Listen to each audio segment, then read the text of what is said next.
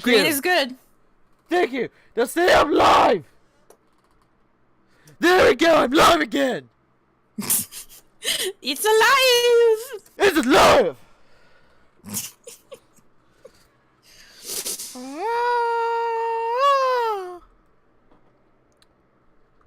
God damn you, motherfucking shithead. It doesn't wanna work. So you know what? I'm gonna record this too. Yeah, for I'm real. recording it. So then I can just put it on YouTube because clearly it does not want to work. So we're gonna try our stream with it.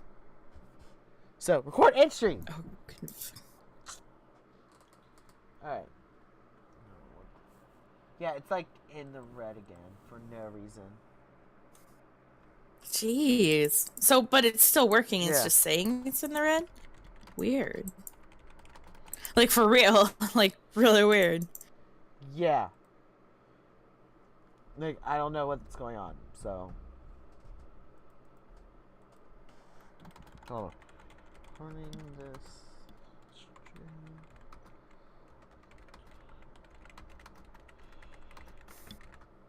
Alright. So we're just gonna do what we can, so. Alright. Sounds like a plan. Okay, so we're gonna start over. Previously, a little bit last time, Jenny and Lip want to talk. Jenny's like, hold on, we gotta get away from this. Particle's going violent with her dreams, and now we're waking her up. There you go, that's what happened. Squaw? Previously. Jerry! Particle shouts before her eyes snap open. What is... Oh, now that is true eleganza. You think Particle has really lost it until you realize she's staring out through the windshield, and that's when you turn to look. Your own jaw drops. As you descend through the clouds, you're most stunned to see a manicure mansion, a oceanside bluff with an infinity pool, a sprawled, massive garden, a hedge mage, several peacocks roaming the grounds, a guest house bigger than my lakeside safe house, or two giant golden G's on the front door. Oh my god. Honestly, every single one sounds about accurate, so it's hard to choose. I want to see your peacock. Cock. Your peacock. Oh cock, my cock. god, I forgot that existed. Why? That's what I want. That's what I want.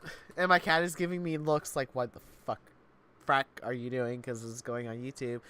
And I can't really swear now. Great. Oh no. Then again, I'm not. None of my videos are monetized, so. Fair enough. Yes. So several peacocks roaming the ground. Yes. And what's even better, you can't tell when I'm drinking. You can't. Well, you don't can't know what know this because is. it's just hidden. It's invisible. You can't tell at all. So I can't get attacked with shit like crap like that. Ha. Alright. Wait. Great Gardens? You say, starting to put the pieces together. Right.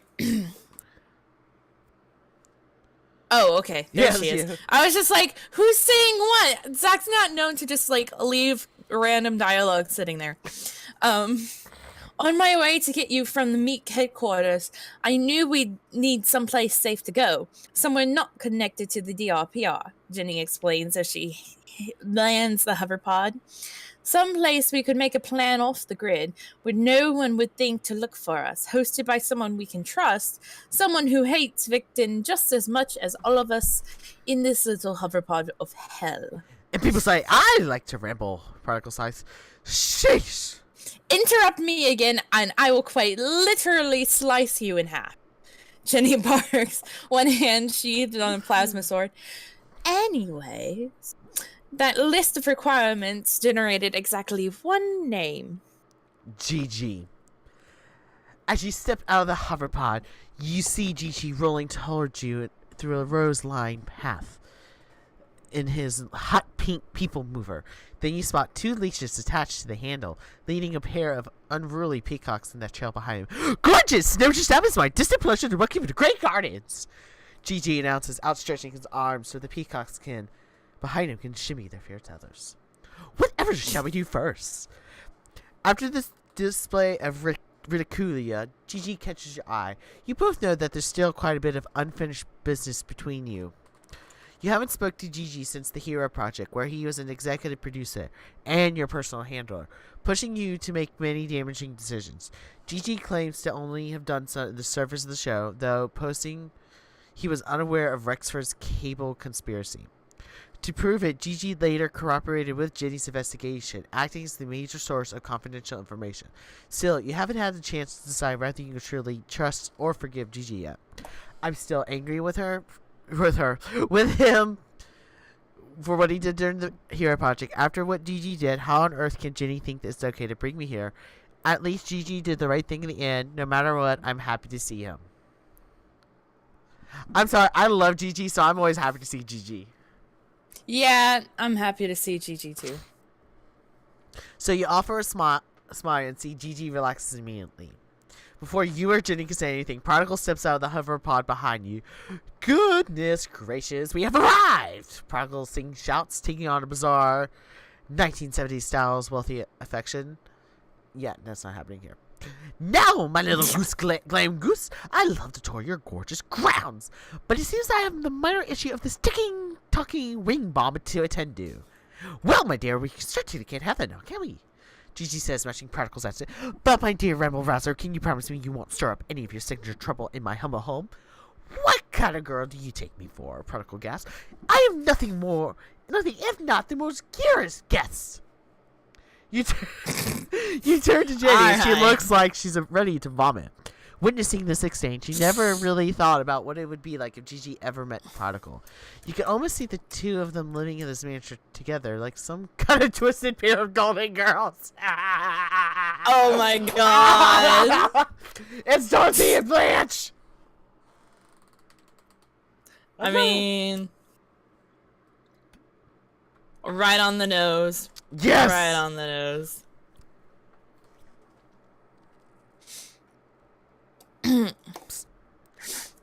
Not that this little display isn't endlessly entertaining, Jenny interjects, but we are on a deadline.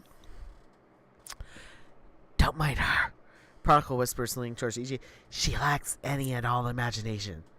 Gigi giggles, though he abruptly stops when he catches the death glare shooting from Jenny's eyes.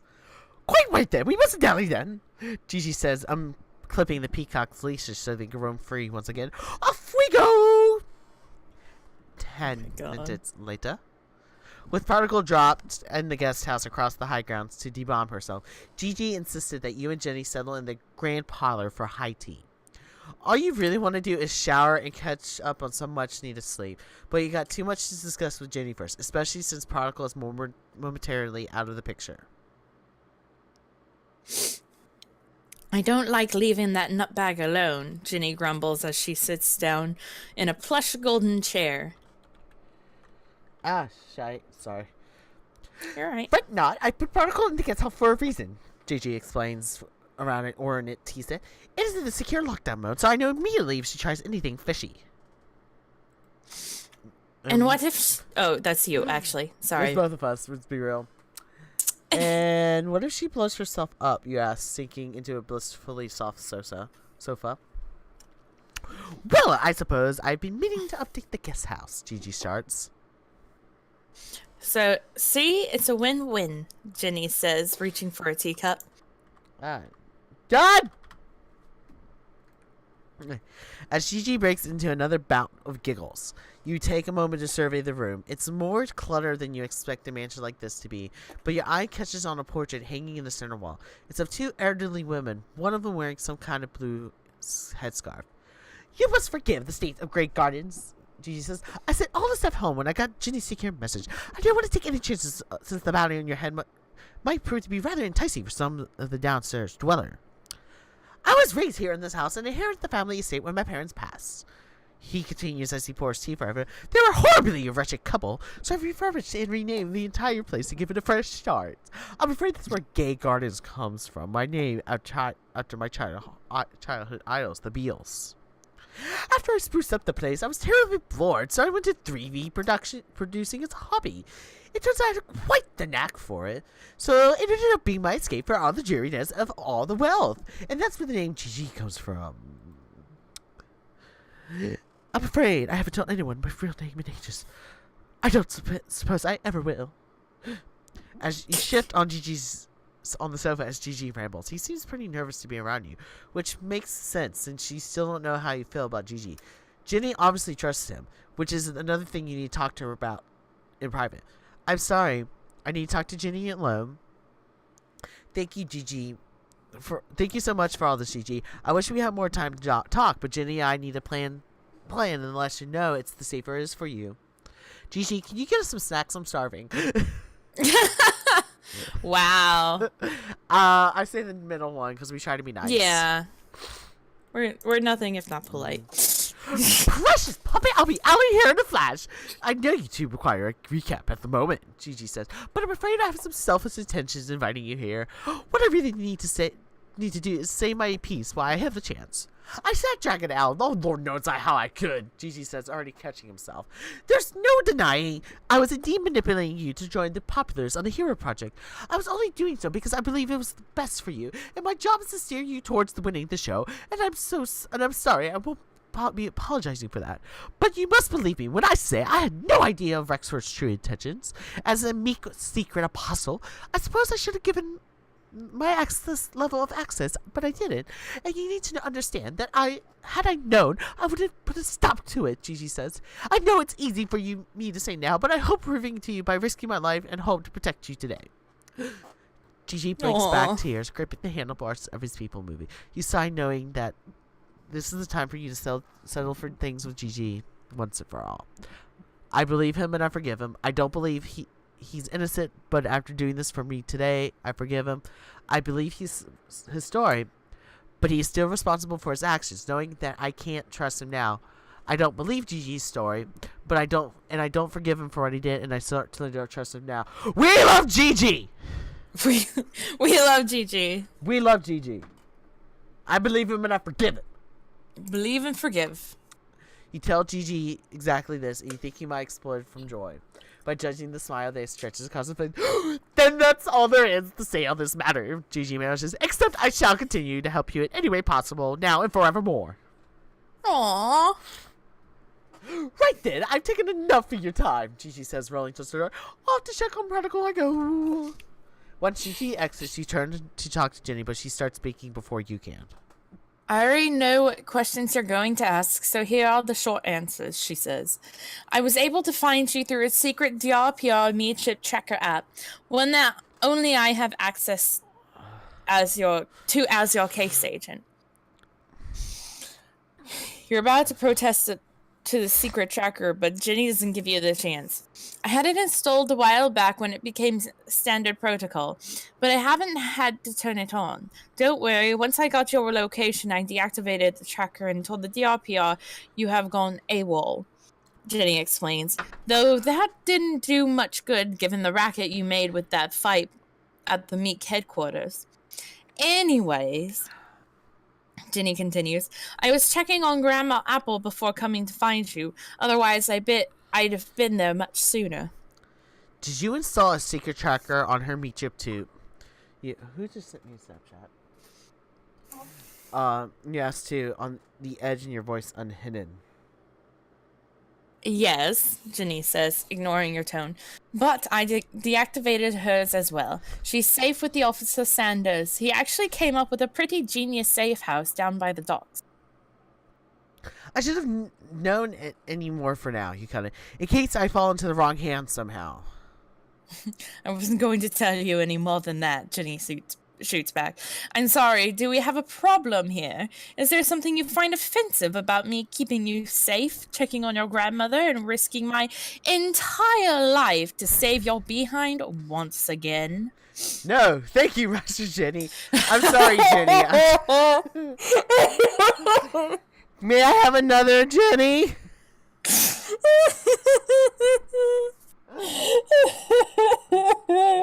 What's the safe word again, Master Jenny? Was it separating him, Master Jenny? As soon as I was like, oh my god, no! Yes, ma'am. May I have another, Master Jenny? I'm a good boy, Master Jenny. I'm a good I can't boy, do it. I'm a good boy, Master Jenny. No. I've been a very bad boy, Master Jenny. May I have another? Oh my god. Oh, my god. That's the gag in the mouth. Oh, I was just like, wait, what? Alright. I'm sorry, Jenny. I'm just exhausted. No, I'm not as helpless as you make me to be out sometimes. We are tired. Let's be real. Yeah, we're exhausted. Come on. We all know it. I haven't slept either. Oh. No, keep going. Okay. I haven't slept either, Jenny sighs. Sorry for snapping. All of this is so... Sorry, I'm trying to my mom. Okay. Insane, you finish? Jenny nods. Well, Grandma Apple filled me in on the whole prodigal story, Jenny says, moving on. But I have a feeling that you need to update me on some things. 5 minutes later. After you try to explain everything you've learned over the past day to Jenny, she stares at the floor, trying to process it all. Slugger, I guess there's really only one question to ask now, Jenny says, looking back up at you. Do you think you can trust Prodigal? Uh-huh. See, I've been having issue with deodorant lately, not being able to find antiperspirant deodorant combo. And apparently antiperspirant does the deodorant as well. So this is interesting. I've now learned new things, and I could go back to using Axe. Thank God! Because I like Axe. I like using Axe. Oh, I use Axe too. Yeah. It's really nice. I know she's telling the truth, you say immediately, thinking back to your vivid mind tour. Then again, this is Prodigal you're dealing with, so you add. Or at least I'm sure she can be. Then that'll have to be good enough for now, Jenny says. I know what you asked me to do, but Grandma Apple and I agreed that I had to be here, fighting by your side. Jenny pauses then to pinch the skin on her elbow, and you tense, knowing something uncomfortable is probably coming up. Lip, Jenny started. How are you doing? I mean, are you okay? You look back at Jenny, realizing no one has stopped to ask you this since all this madness began. Though you know the answer is simple. It doesn't matter. I have to be okay. Jenny nods and you stare at her, emotions swelling in your chest. You've been through so much together. So you decide right here, right now is the time you need to cement your relationship. Let's be honest. Jenny's the BFF. It's going to be the first option. Yeah. Thank you for standing by me. You're truly my best friend in every way.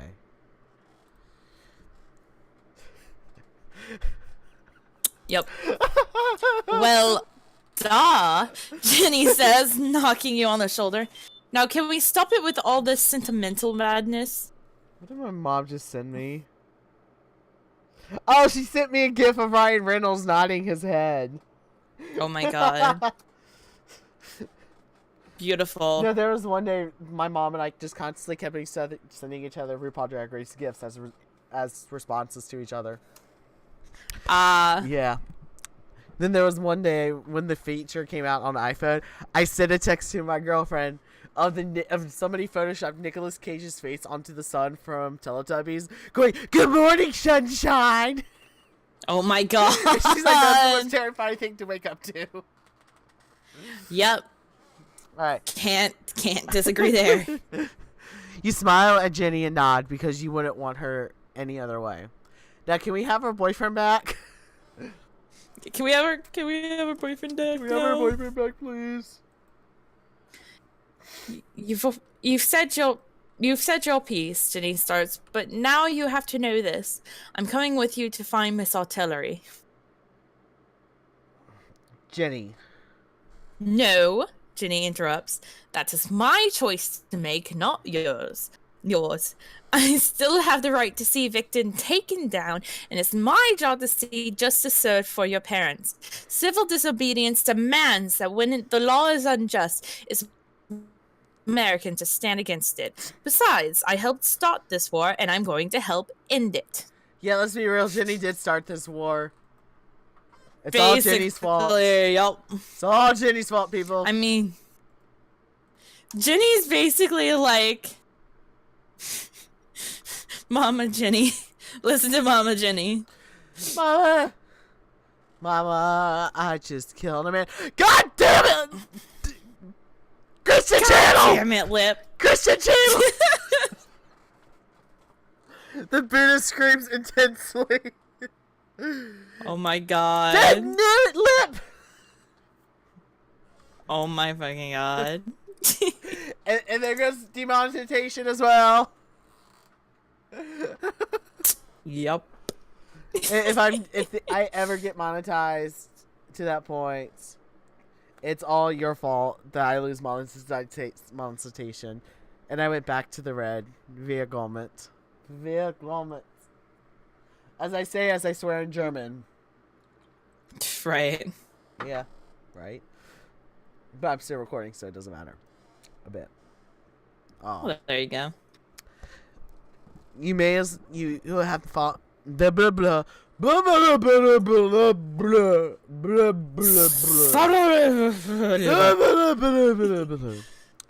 You have many thoughts on this, but all you can really do is nod, because no matter how you cut it, Jenny's gonna be pretty formidable.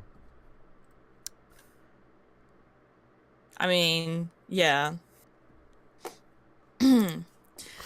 I guess I'm going to do it for you too, Jenny. I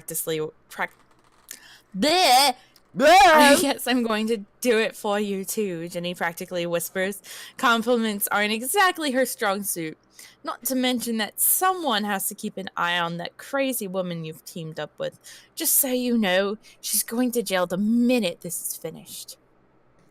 Yeah, Jenny, nah, you go. really? Really? That makes so much sense. Yet I know what happens. Wait, what? I know what happens, so... Oh my god. Yeah, you forget I played this. Don't lord it over me, that's just rude. See, I remember key things, but I don't remember, like, how to get a point A to point B. That's the thing. Alright. Alright. You can actually understand why Ginny feels this way, since Prodigal kidnapped and tried to kill her as well. Actually, the list of people Prodigal was kidnapped and tried to kill is pretty long, come to think of it. Hearing Ginny say this reminds you of the decision you made about Prodigal before you left her creepy fringe lair. You figure it's time to fill Ginny and Sister Con the shots now. I already know how I'm going to handle Prodigal, you say. I'm going to fully accept Prodigal as an ally. Jenny looks at you like you've lost your mind. Which perhaps... I wish I had a webcam now just to, like, I know her exact expression.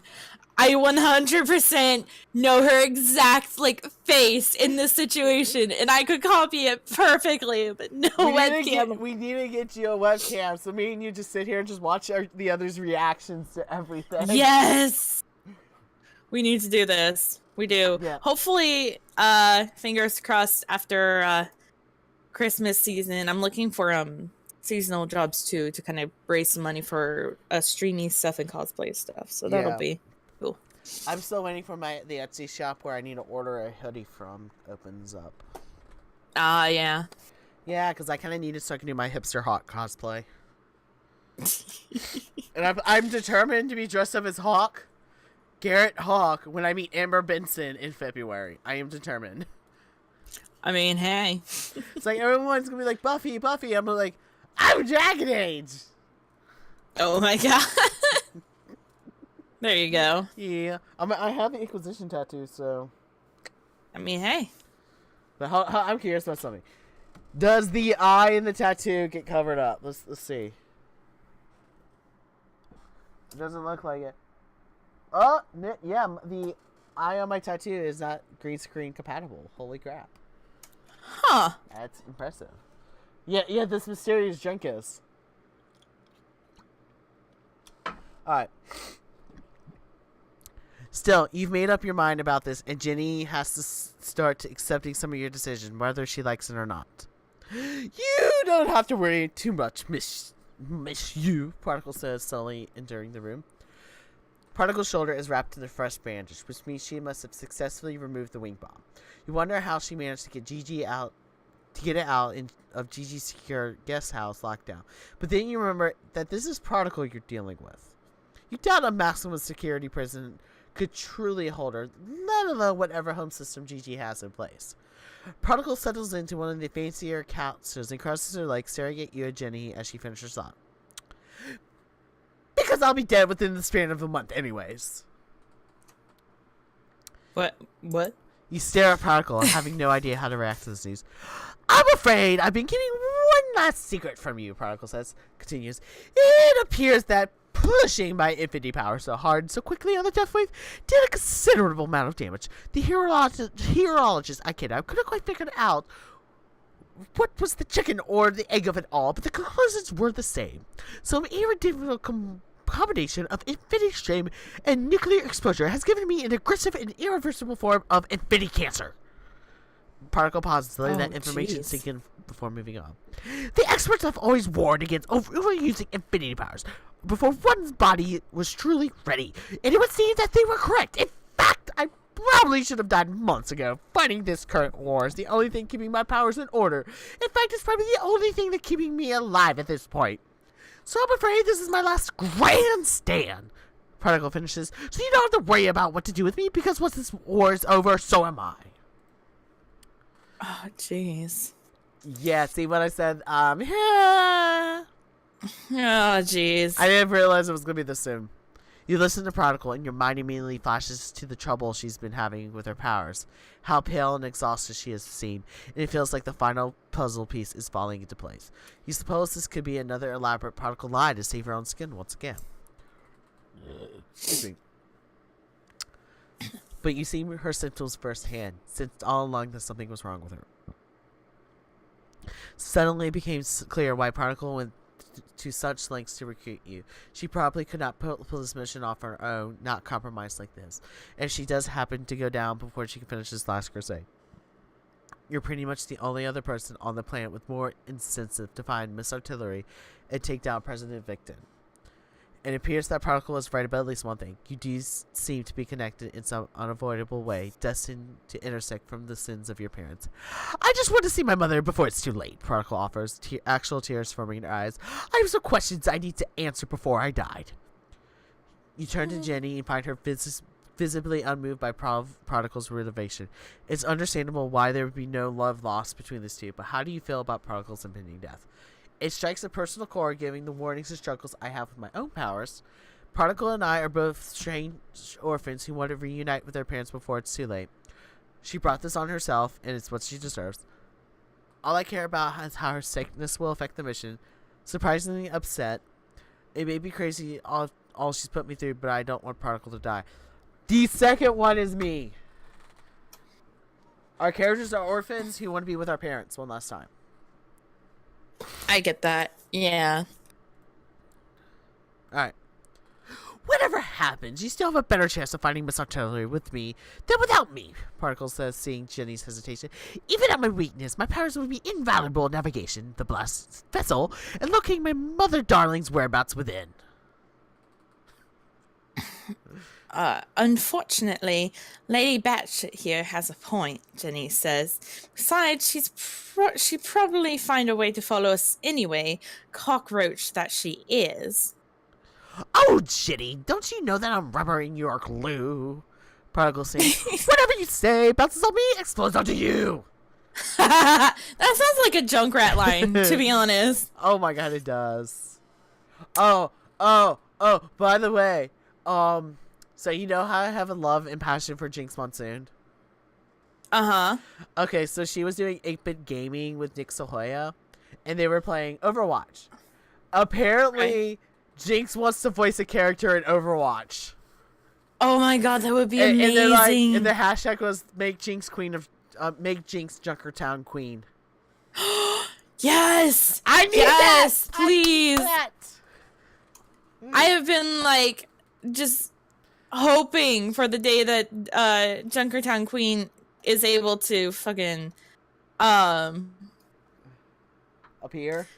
yeah, appear. Though to be honest, I was always wanting it to be a Courtney Love, because when I listened to the introduction, all I could think of was the beginning of Rat-a-tat. Rat-a-tat-tat, And she's like, rat-a-tat-tat-tat, hey! yes.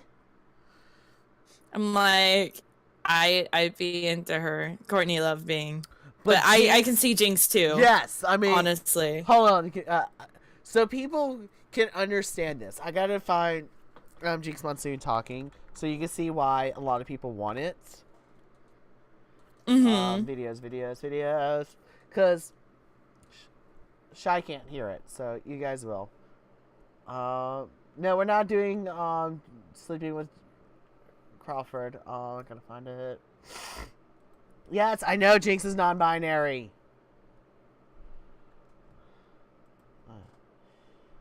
Oh no. No, it's called Things Being Slow.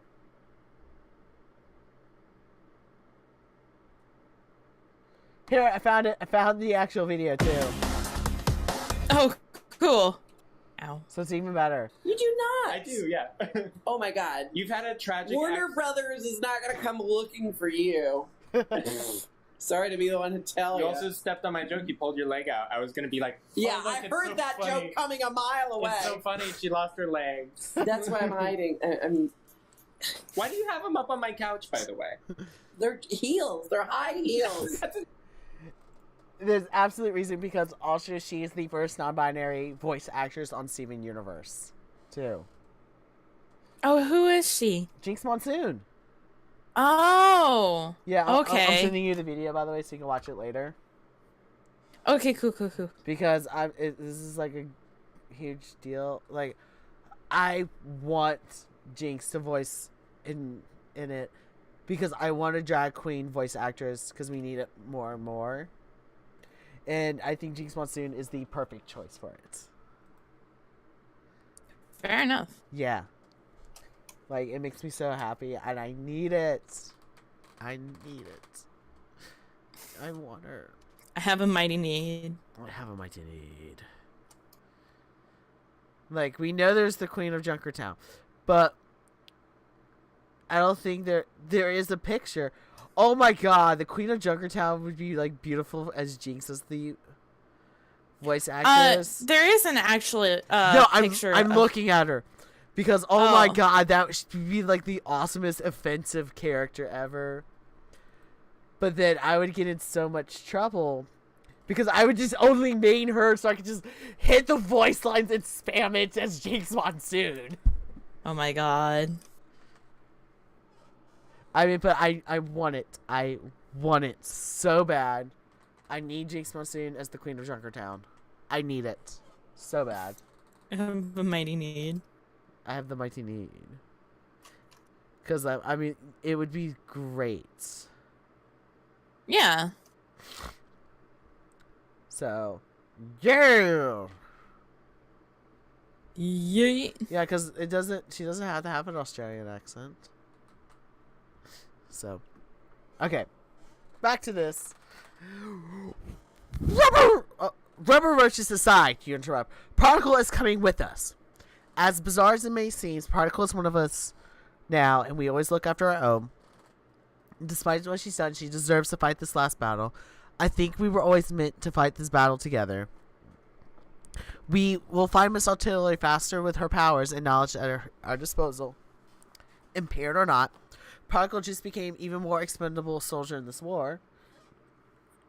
Excuse me. I'd rather keep an eye on Particle. To be clear, I will never trust you. I like the first one. Yeah. I mean, yeah. You never leave a comrade behind. Yeah, hold on. Let me look at something. Our Particle approval rate is at 74%. Oh, good lord. But our team player is at 93. Fair enough. That's a good amount. And our justice is 89. I need to get that. I need that ideal fixed, But our freedom now is at 64. So. Alright. Particle starts searching for the right words. I'm touched! Truly touched! And not in the, I want some candy. Oh my god. I just lost all future monetization for this line. Want some candy from my van kind of way. You nod at Prodigal, figuring that's as close to sentimental as she will ever get. Glad. I mean, yeah. Glad that's settled, you say. Now, that makes 2 stubborn sluggers insisting they come along with me. So let's skip the banner portion of the program and figure out how we're going to get across the county to Washington, D.C. Oh, darling, what makes you think we're not letting you come with us? Prodigal coos.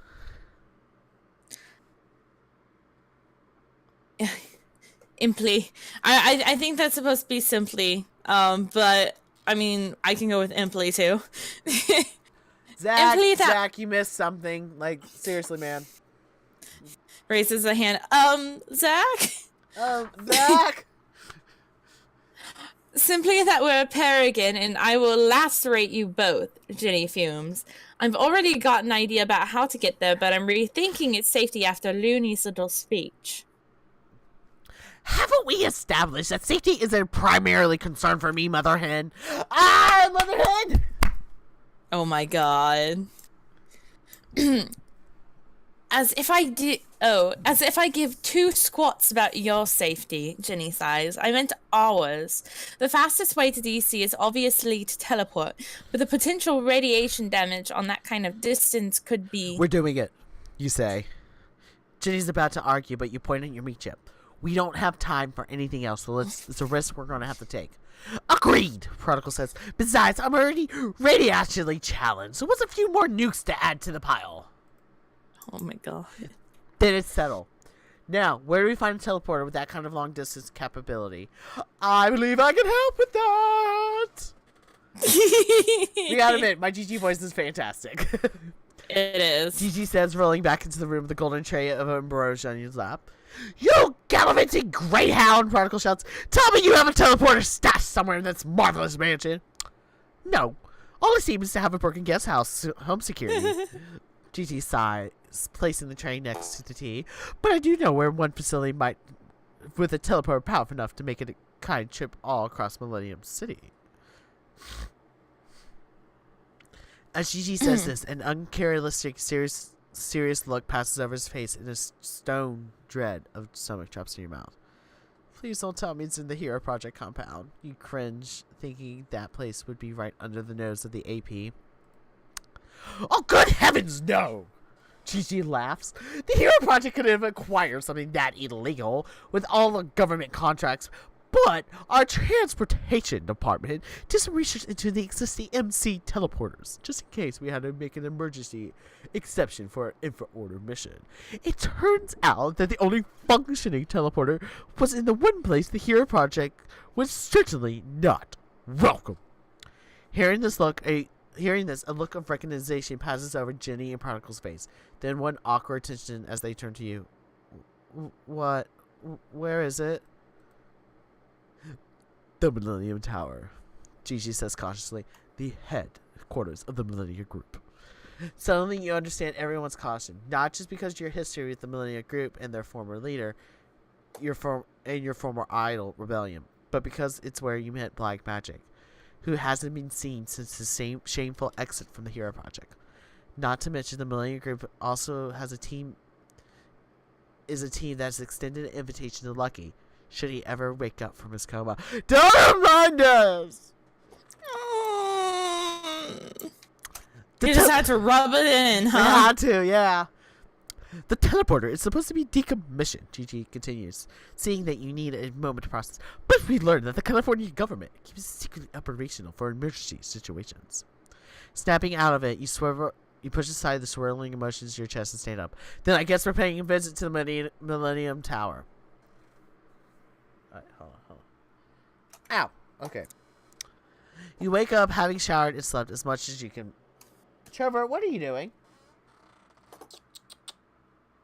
Son? Son? What are you doing? You're being weird again. You decided to take some today for much needed rest up and recovery, agreeing that you meet to go to the Millennium Tower late tonight under the cover of darkness. With 1 more hour to your departure time, you decide to explore Gay Gardens grounds and attempt to clear your head. You end up dipping into the pool, roaming the gardens, exploring the head mage where Gigi told me a power bonus might be hidden. A power bonus? Is that what you want? Is that your final choice? I mean, why not?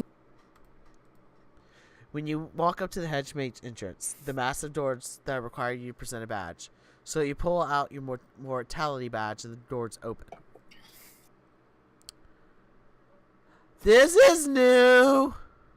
Okay, whoa, Zach, hello. what is this? This is new. What is this, Zach? Ha! I got an achievement for the hedge maze! I did too. What is this, Zach? This is new. I'm in. Yeah. What's up? You enter the maze, dragging your hands along its leaf-lined walls. As you come up to the first intersection, you notice 4 identical hollow emeralds hovering in the middle. 2 ordnance intersecting GGs, presumably the same shape of the maze.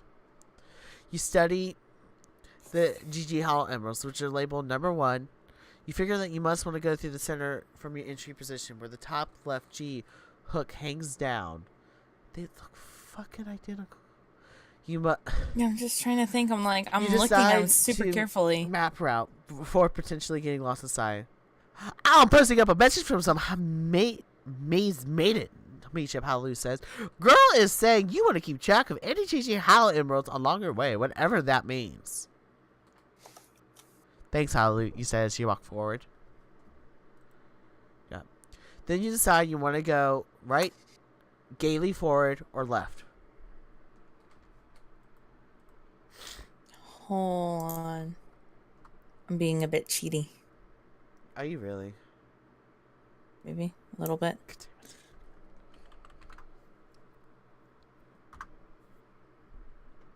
I need my pen. I need my arrow back. Crap. Yikes! Ah.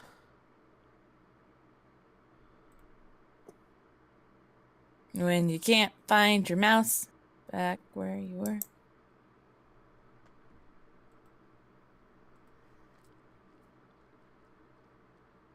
So up. Ah ha ha! Ah ha ha! What? I fixed it.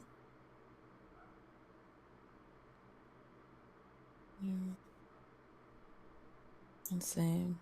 Pay. Yeah. All right. I got it now. We're good. Okay. So,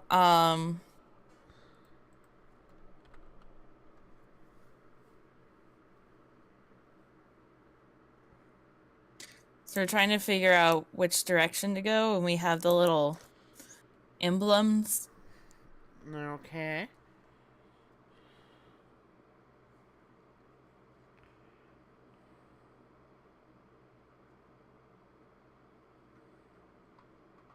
I'm trying to figure out where the entrance was, though, because I got a little confused about that.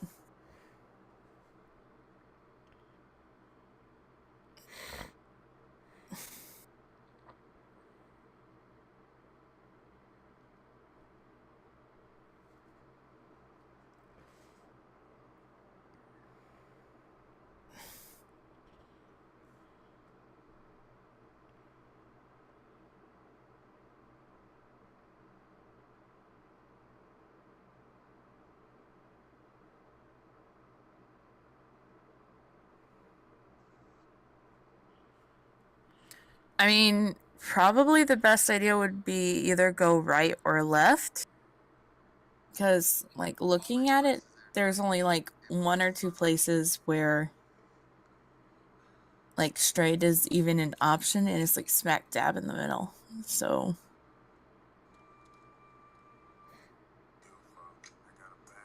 I'm confused.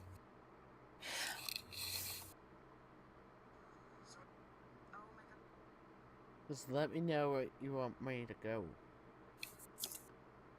I say left. Okay. Okay, go find it. You walk around a bend, you find yourself at the exit of the top of a Jeep. Whoops. Whoops. Okay, Turn around and so. try again. Yep, turn around, try again. Right. You come to another intersection, this one with the hollow ammo that turns into a fist labeled number 14. After reviewing this, you decide to go right, gaily forward, or left. Gaily forward. Yeah, let's go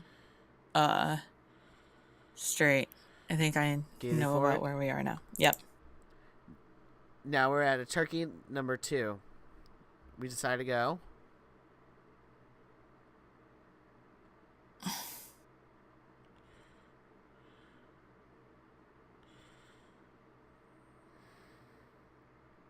Mm.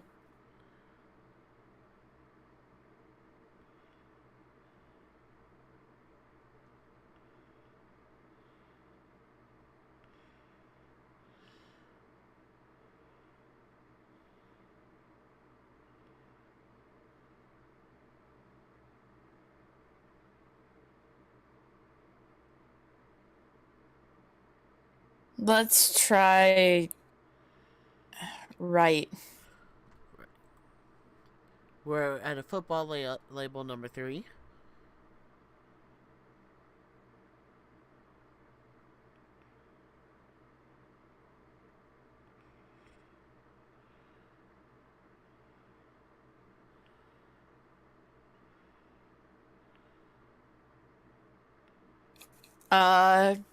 Gaily forward?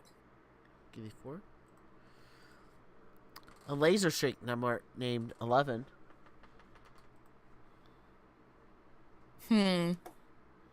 We jumped somewhere then.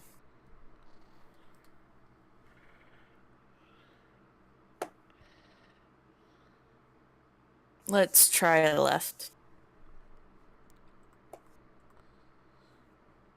Oh, we didn't have 13! Damn it. No, here's the thing. Alright, you walk up to a giant set of double doors, realizing there's a center, and you figured something really good must be hidden there. You see another hollow emerald hovering in front of the door, which looks like a do not enter symbol, or viewed another way, a null sign.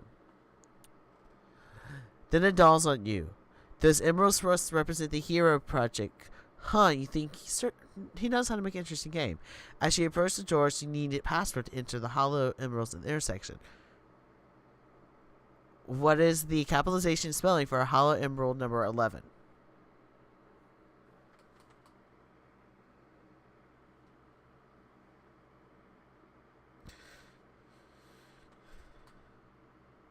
Number 13. It's 11. No, it says number 13. I have 11!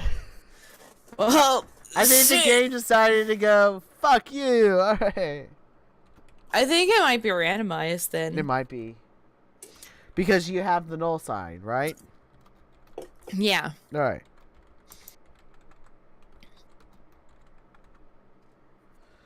Hold on.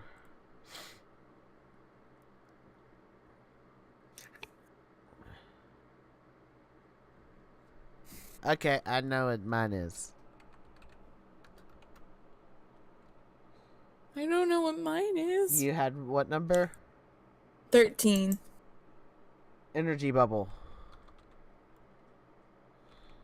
Energy bubble? Yes. Hero Rises actually posted this on their Facebook page. Oh, okay. Yes. It's 2 words, and both the E in energy and the B in bubble are capitalized.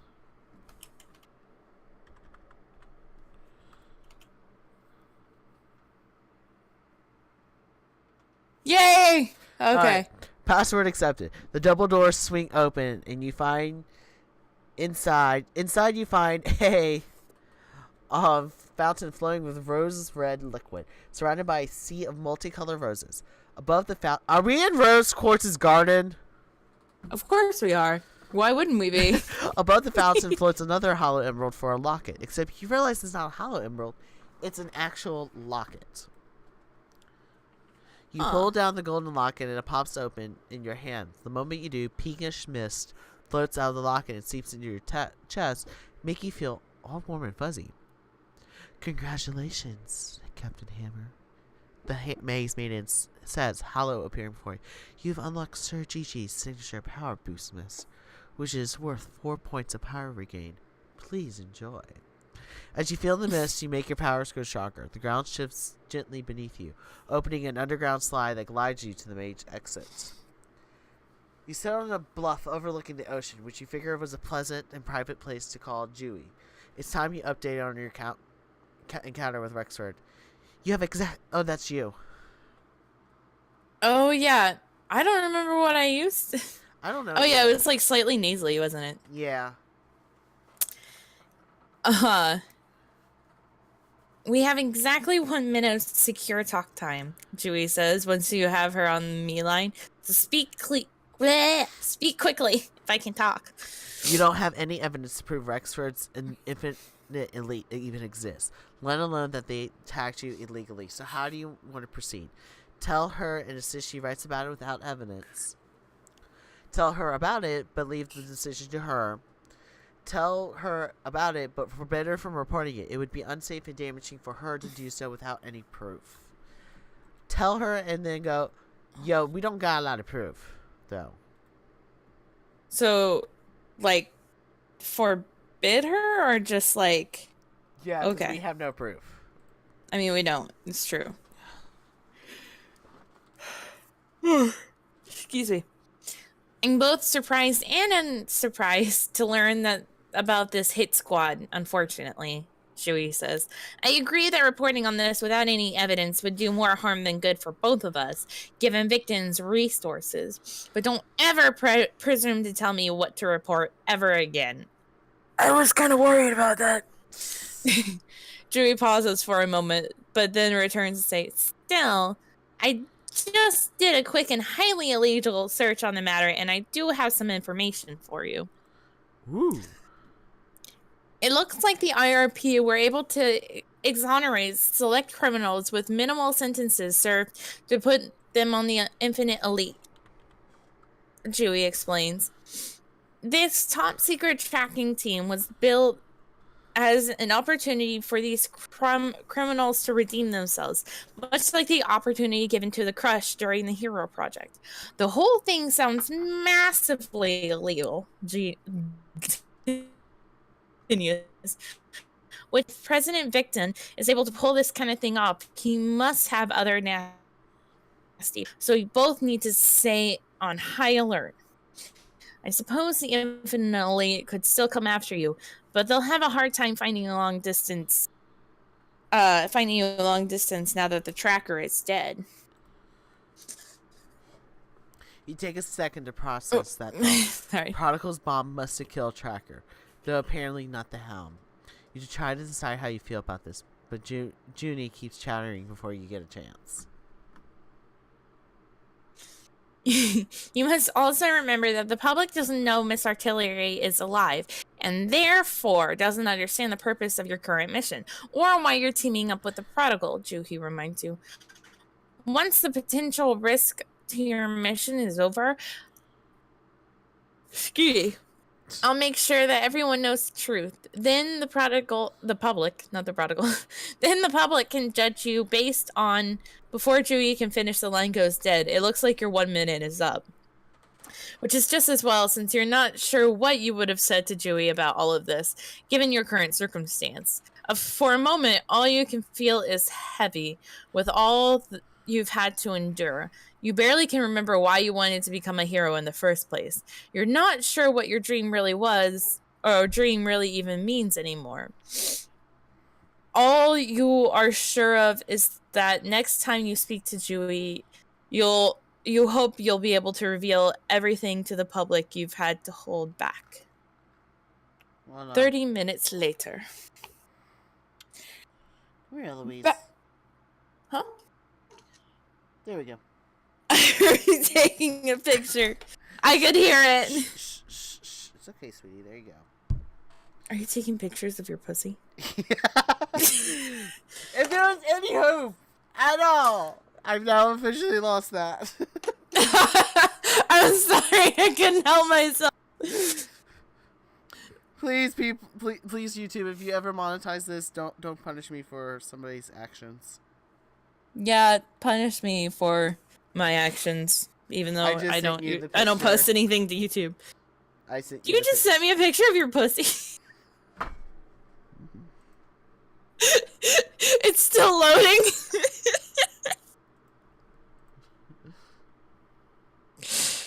Oh my god, it froze. Oh, there we go.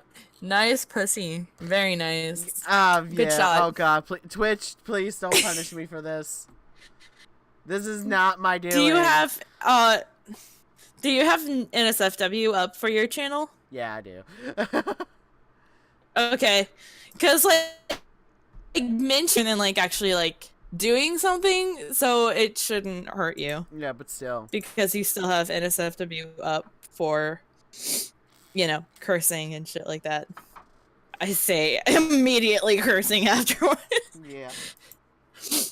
Go Okay. me. Okay. Look at my tactfulness. Honey, we're gonna get so excited. Okay, you ready? Ready? You just get excited. Back where the hoverboard landed. You're about to climb in behind Jenny and Prodigal, having said all your goodbyes and thanks to Gigi. But before you can reach the first step, Gigi grabs an arm to stop you. He always did know how to sneak up on you. You need to know something before you go to the Millennium Tower, Gigi says.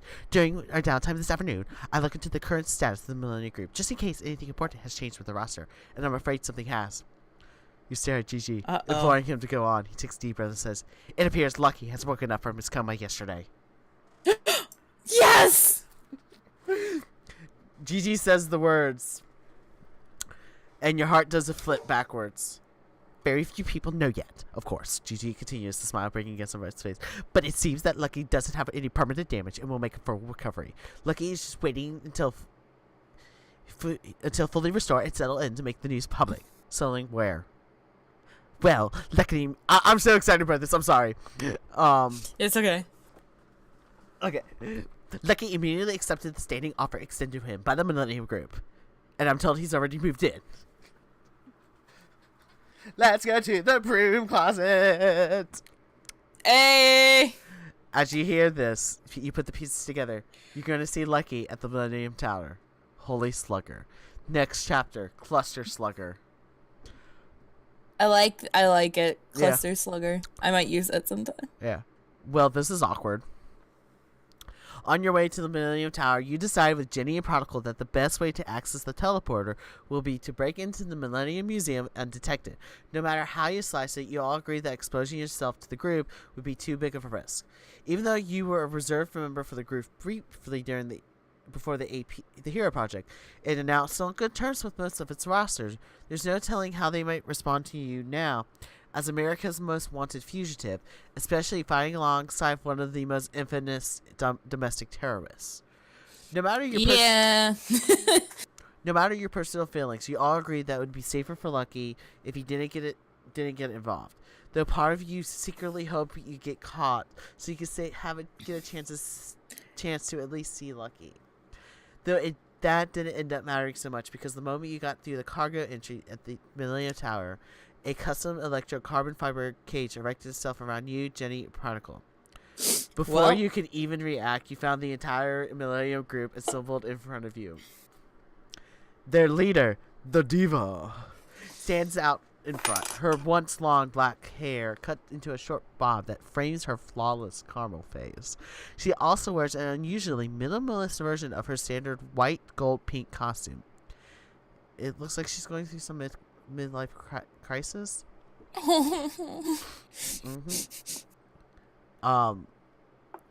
Next to the Diva stands Fistful and the Monk. You immediately notice an enormous wedding ring on Fistful's sausage-sliced fingers, which matches the gleaming one underneath Monk's. Hi, Trevor.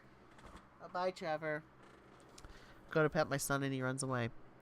Underneath the Monk's ivory robes. You haven't realized this progressive couple has gone public.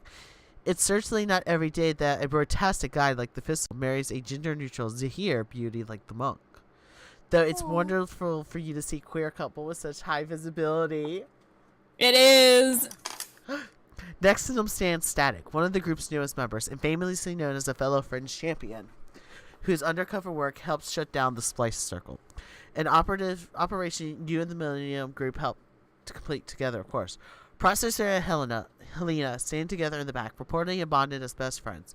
They're quite an odd couple since Processor's the anamorphicals, whatever you pronounce that word, artificial intelligence construct, and Helena's a feline animalistic powered. The tabloids usually dub the pair as the Oz couple, given their resemblance to the Tin Man, the Counter Island. Unfortunately, Oh my god. there was no sign of the person you wanted to see most. Lucky. Of course, because we can't have it happen that easily. Yeah. Oh, that's me. Oh, okay. How lovely to return from a grueling mission to find some bizarro brand of Three Musketeers I almost went British. Three Musketeers lurking about, the diva says, her voice as smooth, at once smooth and sharp. You don't have Oh. You don't have time for the diva's barbed bitchery right now. You need to figure out how to get yourself out of the standoff. So one question now remains. How much do you trust your dearest frenemy, the diva? Lady Diva, you need to let me explain myself before you do anything rash. I was one of you not too long ago. Can you give me the benefit of the doubt here? Hi, Aragon. Come here. Come here, baby. Come here. Ah! Okay, come here. Oh, okay. Can you... Everyone's about to see my cat here in a minute. Yeah. Oh, no, it's a different one this time. Say hi, Aragon. Okay, come here. You're being weird again. There you go. That's a good boy. Yes, that's a good boy. Hi. Alright. We just want to use the teleporter. We're not here for a fight. Signal Jenny to attack. Break free of the cage with my gravity power. Do any of you actually believe in what the president is doing? I mean, if one thing has proven itself true, we get our way as soon as we start sucking up to the diva. It happened last time. It'll probably happen again. So, Lady Diva? Yeah. Okay. Alright. There's no need, darling, the diva says. The diva steps forward, gearing up for a speech. We've all had quite the discussion about your recent trials, and we've decided collectively that we don't care what may have happened between us in the past. The diva pauses, her face stoic. We are here to stand with you against President Victon, the IRP, and Rebellion's ridiculous little team. Hi. Your mouth falls open. That was not the response you were expecting. Ow, my knee just locked up a little, but okay. I don't know who was processor or static. I can do both. I'll do both. Okay. None of us believe what President Victon is doing. Because she's a robot, let's be real. Processor For real. says, I just stepped on, what did I just sat on that was a little painful? What is this metal plastic thing in my chair? I don't know. Ow, that hurt my booty. Alright. Well, I didn't think it would feel good. Yeah. Frankly, we are appalled that our former leader has fallen with such a corrupt routine. Especially since one of those IRP's second round summons went to the diva. Static adds, slugging idiots. Apparently, I'm now considered Infini level, the diva says, clocking your stun expression. My mandatory reporting date was this morning. Whoops. I like that. I love it. I'm afraid we're on the same side either way, Diva continues. Besides, I'd hate to see that mother of yours finished in this way. She was the only worthy rival I had ever had. Despite this joke, the diva catches your eye and you nod at each other. Processor, I think it's time to free our guest, the diva orders. Hold on, it looked like my stream was frozen. Uh-oh. No good. Yeah, I'm reshotting it. Oh, there we go. We're good. We are good. All Okay. good in that hood. Yeah. Prodigal, you almost have me fooled with this stealth tech of yours. Processor says, her ample chest glowing as she deconstructs the cage. But this tower is like an extension of my body. No one gets in without me knowing. It's not a challenge, my dear droid. Prodigal returns. If you like. Prodigal answers the last of the cage bar disintegrates. I bet we can learn a useful trick or two from one another. Beautiful. Wonderful. We can't tell you why, you interrupt, knowing that Prodigal would banter forever if given the chance. But we need to use the teleporter. Then step right this way, the diva says. But first, there's someone who wants to see you.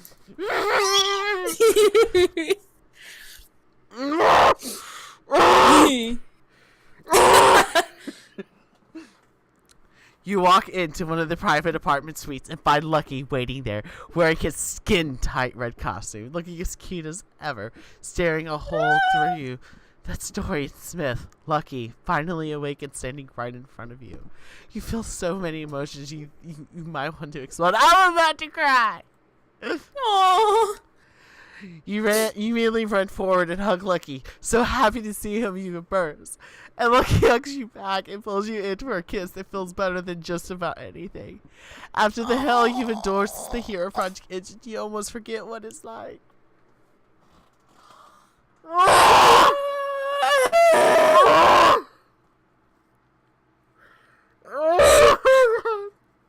So cute and so sweet. Ah. I'm sorry I couldn't be here earlier, Lucky says, brushing her hair aside. I had some mandatory post-com nap time scheduled. You search your brain trying to find the right words to say. Dorian, it's so good to see you back on your feet, you say. I missed you so much. It's good to be back on my feet. And I miss you too, Lucky says, blushing. Sounds like I missed quite a bit since going under. Processor brought me up to speed on how the Hero Project ended and everything that's happened afterwards. My head's still spinning from all of it. Sometimes, literally, I can't believe. Lucky pauses, emotions overtaking. You can't imagine what it feels like to be cut down at the pinnacle of your career, to be put down by one of your closest allies and to miss so much. Then again, you can imagine exactly what it feels like. You kiss Lucky again. Though you might have never get to see him again, but here he is right in front of you. There he is. Listen to me, Lucky says. I need you to know that I support you not just as your boyfriend, but as a member of the Millennium Group. Because I don't believe in anything President Vixen or Rebellion is doing. Period. He called this your boyfriend. That means the world to say. To me. Wow, that means the world to me, you say. Not to mention, I really like the sound of you being my boyfriend. Good, because wherever we're going next, I'm coming with you. Like I said, and I don't want to hear any arguments about it. You stare at Lucky, feeling so blushed to have him standing by your side. But can you really let Lucky drag himself into your mess and go against the kind of danger you're about to face? You wish you had more time, but you know you're going to have to decide right now. You're coming with us! It's obvious! I'm proud to have you stand by my side. That's happening! Yep. And we got the achievement, so Lucky. Hey! Lucky smiles and pulls you into another deep kiss. Every part of you wants to rip off. Well. There is no hope whatsoever for monetization for this episode. Let's be real. No. Yeah, let's be real. There'll be plenty of time later for that, I promise. Lucky says. Oh, no, what's it? You want to rip off... Yeah, no, fuck that shit. Knowing exactly what you want to do. But we got some work to do first. Lucky leads you towards the door. As you can go, you can only feel thankful for having someone like Lucky in your life. Thankful and, well, lucky. Dun-dun-dun. But Right. In the Millennium Tower, the sprawling museum, you stand in front of the teleporter, a clunky thing that looks not unlike several giant spoons fused together. Oh my god. While processor begins the task of booting up the generator, you turn to the diva and the rest of the Millennium group assembled. I don't know how to thank you for all this, you say, but I'm afraid this might not be the last time I have to. There's probably a war coming, and I'm going to need all the help I can get if it comes to a fight. We'll be there behind you, the diva says, however dreary it might seem. The diva almost smiles, but the sound of the fairway explosion whips her head towards processor for an immediate answer. The AP is here, processor announces. I don't know how, but... You can't hear the rest of processor says because you're too distracted by Fistful suddenly smashing through the teleporter. Well, step aside! The diva screams, though you feel her voice more than you hear it as she blasts Fistful away from the wrecked teleporter with a vocal blast. Explain yourself! Alright. You're too busy railroading us to know what's going on right under your nose! Fistful shouts as he picks himself off the ground. The only reason Monk can speak now is because the IRP power dampening technology keeps her telekinesis in check. And how do you think I got this wrong? You think Captain Hammer the Crush were the first heroes to get a pump offered from Rebellion? I call the AP here. Fistful booms at the top of his lungs, veins popping out of his forehead and neck. My hands were tied. They said they'd cut us off if I did it. I'm sorry, Fistful looks like he has more he wants to say, but doesn't get a chance as his massive body is flung through the nearest wall with a deafening thud. Uh-oh. You turn to find Monk standing with her hands stretched out, looking furious. I'm afraid my husband has been mistaken in this matter, Monk says, her voice trembling as he attempts to keep it even. He will be dealt with later. Oh, jeez. Mm-hmm. Everything is happening so fast that you don't even have a second to think. You need a moment to. As the AP comes crashing through into the museum, it doesn't look like you're going to get one. Gather are your old teammates and competitors, all wearing the TAP costumes, surrounded by dozens of camera orbs. Rebellion, Jury, Inherent, Wintry, Stage Show, and Summit. The AP, the embodiment of everything you stood against.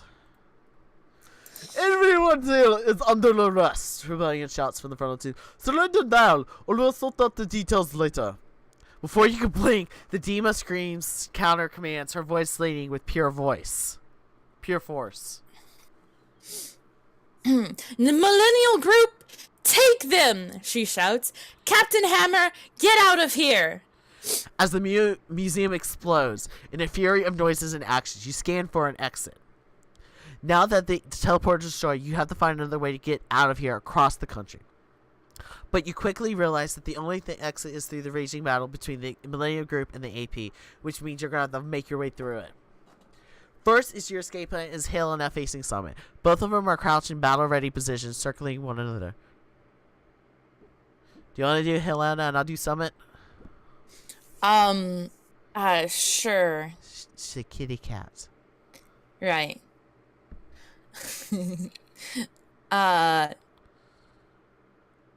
So tempted to use an old voice. I probably shouldn't. I'll do it anyways. I was wondering when we meet again. Helena purrs. Looks like little Mr. Humble has gone for the big time. Never thought I'd see the day Mew sold out. Sorry, Zach. I had to add in a cat pun. My bad. Go on. No, stunning out was always your thing. Summit returns. You're just pissed I did it better than you. Dumping you was the best thing I ever did, Helena said. Well, that is, next to destroying you right now. What the? As Helena launches at Summit, you pause. Summit and Helena dated? But Summit is the most anti-powered slugger you've had the displeasure of meeting. Why would he date someone so visibly powered? You don't have time to... You don't have time to mull this over, however, as Summit rolls under Helena. Super agile strikes and tries to hit her with his collapsible pole.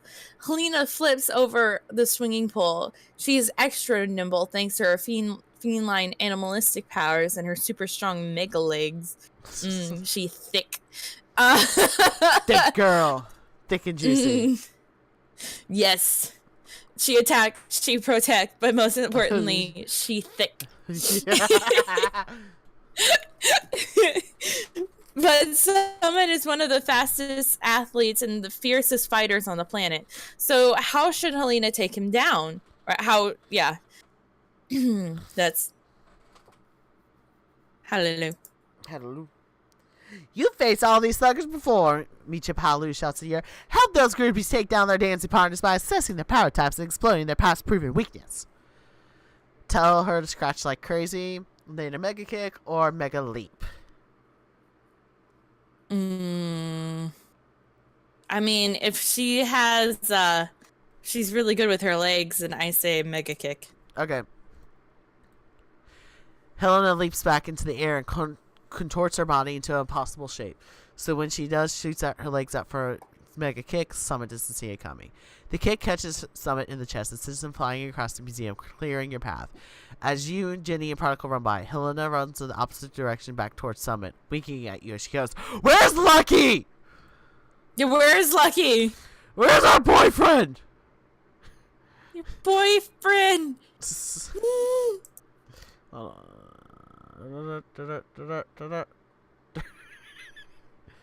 God.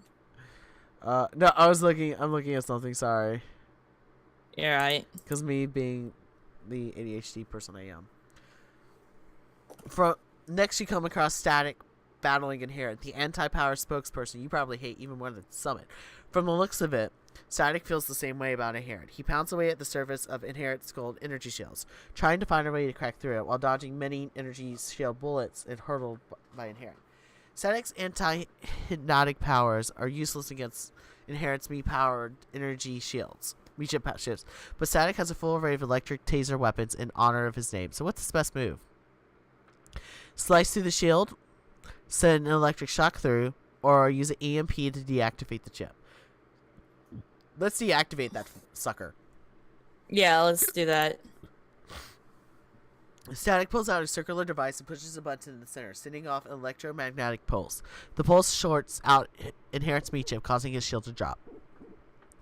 Static moves in to take Inherent, but blocks his punch with a surprising skill. Looks like someone has some fighting training since you joined the AP. Inherent falls back from Static and suddenly reactivates his shield. He must have some new anti-EMPs to protect it for his meat chip that kills in seconds. Which makes sense since you used this move to take Inherit down before. Luckily, you already made your way through the battle, so you keep moving as Static goes back at him. I'm curious. Alright. Are they finally home? Okay. Next, you come across Monk fighting Stage Show. You think Monk's vast telekinetic powers would have no problems handling Stage Show, but she's much more powerful than you remember, keeping Monk on the defensive with massive surge of neon laser energy. I think you were Stage Show. Were you Stage Show? No, I was Stage Show. Yeah. I had always hoped I get to meet you, Monk. Stage Show shouts over her laser blast. But certainly not like this.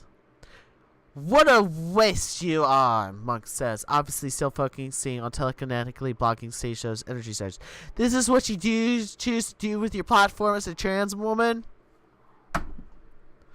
Says this here who didn't talk for most of her career. Stage Show shoots back. Though you speak volumes now, reducing my entire identity to being a trans woman. I'm proud to be one, but I'm so much more. With Stage Show's anger doubled, Monk seems too overwhelmed to make an offensive move. Having fought Stage Show before, what should you tell Monk to do? Flying close range, may move a giant metal shield from the museum to use as protection. Mind move objects to barrage her. Metal shield, I think, would be the best bet. I would tend to agree. Monk lifts the shield, and you recognize it as an artifact from the group's famous Tectonic Wars. But just as the shield drops, Stage Show redoubles her power blast and shatters the shield, riddling Monk with laser energy. Muck must have had more trouble controlling her telekinetic powers than you realize. Against stage show's long-distance energy jacks, going close range might have been a smarter move. Well, Yep. That's you. That's you. right. I'll handle stage show, Ginny says, stepping forward. Find a new escape plan while I'm busy. Before you can argue, Ginny launches at stage show, so you and Prodigal keep moving. We'll grab you once we have a new Sorry. plan. You shout at Ginny sorry, as you I was go. checking something on my phone. That's alright. I'm having like legit ADHD right now. I'm trying to find out where my parents are, but next you come. Oh. Oh, hey, they're not here. Alright, that's elsewhere. Next, you come against quite the grudge match. Lucky versus Wintry. It's an impressive display with Wintry's ice powers blasting against Lucky's fiery limb bomb explosions. These two never got to sort out their differences after Wintry's betrayed Lucky and the rest of the underdogs by switching to the popular alliance in the AP. Though it looks like they're getting a chance to do it so now. I don't understand how you can live with yourself, Lucky screams over the sound of his foot blowing apart a chunk of ice. Oh, jeez. I don't think any of us really had to, whatnot. Like, Play wait, voice Wintry. oh, yeah, I think you would do Wintry when I was doing Mock Girl, but I can do Wintry since you have Lucky. Oh, okay. Because she's just the Ice Queen, so. We all do what we have to do, Wintry screams in response, redoubling her icy efforts. Wintry was always powerful, but she seemed stronger than ever, overwhelming Lucky with a veritable blizzard of attacks. Has Rebellion been forcing his team to take pump? It certainly seems like it from what you've seen. Lucky won't be able to stay on the defensive much longer. How should he attack Wintry? Tell Lucky to explode into a human rocket. Tell Lucky to explode and activate heat blasts. Tell Lucky to explode and use super strength to fight. Heat blasts. Yeah. Duh. Lucky leaps headfirst at Wintry, nearly freezing in his place from her Wintry mix of attacks. But then Lucky explodes with both his fists, creating a burst of heat energy. Lucky then focuses the excess heat into two blasts before Wintry can react. The blast plummets her into submission. As Lucky runs towards you to finish this, you make your way through, wishing you could see the rest of the fight for many reasons. Next, you see Processor has Jury restrained in a bundle of copper wire coils she usually passes by her. Since his powers are useless, Processor starts, Jury tried to get fresh with my operating system using that advanced meat chip of his. Obviously, that worked out very well for him. Oh, I gotta do both. Oh well. You smile at Jury. He scowls as he struggles against Processor's bond. You don't enjoy this too much, cutie. No, don't enjoy this too much, cutie. Jury hisses. We victims tend to have the last laugh. You stare Jury down, knowing he's entirely defenseless at the moment, and several cameras reveal whatever you do next. Oh! Knock Jury out with a punch. Have Processor patch me through an unblockable live speech. Create a photo moment that really angered the victim by kissing Jury. Oh my fucking lord. Let's kiss him. Oh my god, for real? Yes! Alright. Yes! I mean, we alright. are in good standing with our boyfriend. Let's hope this doesn't piss him off. Alright. Alright. Alright. It stops us. Yay. You step forward to do so, good. but then you think of Lucky and decide that's not the best move. Oh. Have him Processor patch me through an unblockable live speech. Let's do that. Alright. Oh yeah, here we go. You know, while the camera's orbs are live recording, there's sure to be a team of IRP and TAP editors ready to switch feeds away from any undesirable content in the moment's notice. But this is Processor's house when it comes to electronics. What she says go. You victims will always have the last laugh because you are ruthless, you say to Jury. You play with God when no one else should or shouldn't have powers with your advanced meat chips and power dampeners. How is that not just bad as the infinity powers you claim to be fighting? It's just another example of why you victims can never be trusted. When you're done, processor nods to indicate your message has been pushed through the live feed. So you move on, leaving jury to stew. Let's take a look at our stuff now. Let's take a look. Okay. I don't think anything's changed. I really don't. I think we've kept up with who we are supposed to be. Not yet. Cockblock, damn it. Kind of, yes, that kind of happened. Yeah, but we love our boyfriend in the game. I mean, true. Yep, we do. Alright. Finally, you come across the royal battle. Let's get ready to rumble! Diva versus Rebellion! Two iconic leaders of the Millennium Group, past and present, now falling on opposite sides of an ideological war. It originally looks like these two have been fighting for days. Both their costumes are ripped, and they are both bleed from several wounds. In case you hadn't guessed, my dear... Oh. Eli. There's two L's, though. That's how it's sometimes spelled. Huh. I've never seen that before. But Yeah. alright. That's why it gave me pause. In case you hadn't guessed, my dear Eli, the diva draws, I say slugger to your IRP summons. You're making a huge mistake here, Diva. Rebellion responds. A clear ending one. Spoken like a true rebel, Diva returns, sarcasm dripping off her every word. That's always been your primary conceit, darling, Rebellion says. Assuming you'll have had a single thought in that shallow skull of yours that I did influence. Oh! At this, Diva's smile fades. Then you have to cover your ears from the decibels unleashed by Diva's devastating vocal blast. You tell him. You tell him, bitch. You tell him. With your ears still ringing, you run towards Rebellion to find he has dodged the brunt of the Diva's blast, shrugging off the bit that hit him directly. Rebellion must be pretty slugging close to infinity level himself if he can take any amount of a blast of that powerful head on and still be standing. You watch Rebellion launches at the Diva, his skin still smoking.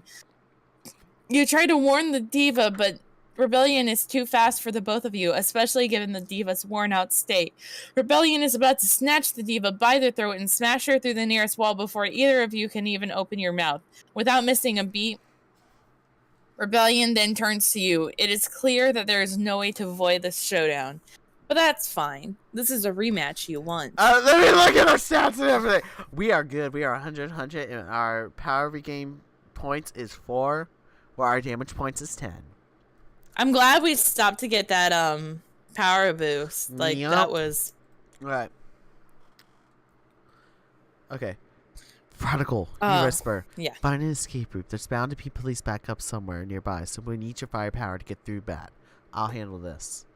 No waiting for a response, you then step forward to Rebellion, because he owes you some very long overdue answers. Next chapter, Rebels. If I could lift my leg up over my head, I would show my Rebellion tattoo. Not this Rebellion. Oh my god. Star Wars Rebellion. Alright. The next thing you know, Rebellion's already on you, tacking you through the closest museum exhibit. Rebellion is so fast, you didn't even see that coming. You land and brace yourself for some brutal blow, but Rebellion rolls off of you and across the room you enter, which appears to be some kind of hidden chamber. That's someone wants to see. Oh god. Oh god. This is gonna be fun. God. This is gonna be fun. Alright, hold on. There you go. That's the best I can do. I'm tearing my limbs. Ow. Oh my god. That absolutely hurts. My leg. Alright. Since you said Teen Wolf, I also... I had to see myself on this. I have... that. Too. So... My goodness. Yes, dude, I got 17 tattoos. So I have in my entire right arm and leg, minus where my hormone shots go, are all fandom tattoos. So Beautiful. I want to talk with you for. Well, I got one that a lot of people like it. That's Eevee, which hold on, is Eevee still fading into the green screen? Yeah, Eevee fades into the green screen. Then like Kingdom Hearts, Legend of Korra, Avatar, Buffy, Blue Lanterns, Harry Potter, Dragon Age. Then like all these other ones on my arm, like my 21 Pilots tat, my Green Day, my anchor, my heart, my elephant, and like I said, I had one on my leg, and then my little glyph for create, and my Buddhist lotus. I am a tattoo, and I have like 15 more planned. Let's be real. Alright. Back to Rebellion. Alright, Rebellion stands and opens a secret panel, pushing a button hidden in there. Then you watch as the walls suddenly turn a strange bluish color. A little panic room I built in my early days. I am getting a slave, good sir. Millennial group leader, Rebellion explains. Which means I have about 2 minutes of camera-free time to tell you the truth about all of this. Don't bother trying to record anything. Not even processor can access until I plugged in all of your automatic override codes. I know how to take down every one of my team members, just in case. Here's Batman! He's been. This is Batman, dude! This is just. Oh my god.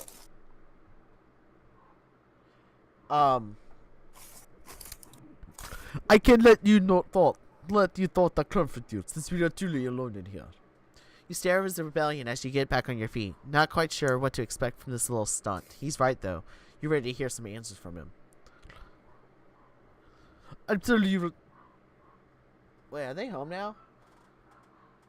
Okay, so real quick, I need a pause to go upstairs. So, giving me like a few minutes, guys. So, enjoy Dorian's face. I'll take that time to grab a drink too. Yeah, we're gonna take a I'll be quick back. break, an intermission. Yes. Hold on. Where's my mic?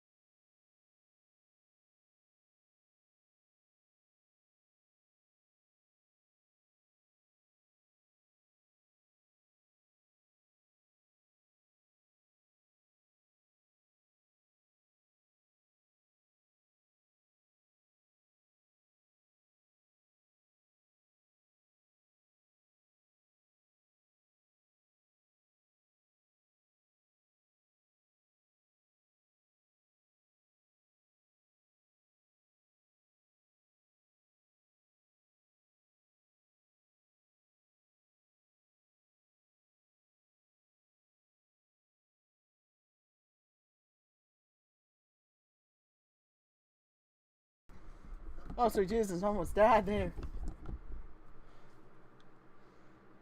Alright. Alright. Honey, I'm home. Shy? Yeah, is it? I think it's there. I have no idea where Shy went. I think she's still getting her drinks. Is she? I can't tell. Where is it? I think she's still getting drinks. Yep, that's what she's doing. On my booty. There we go. But we'll just wait for Shy to return. Let's wait for her to return. I'm also sadly disappointed with the lack of runaways on my Tumblr blog. So I need my runaways. I need runaways. Alright.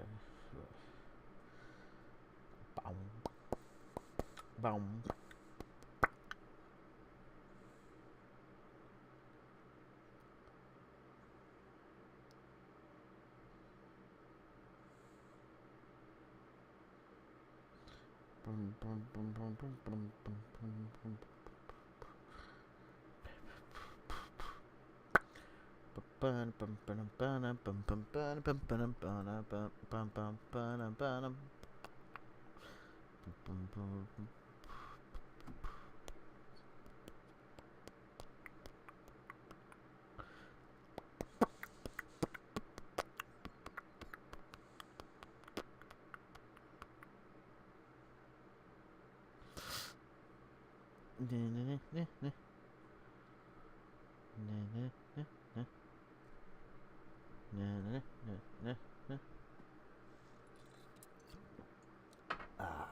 I was staying down in Africa.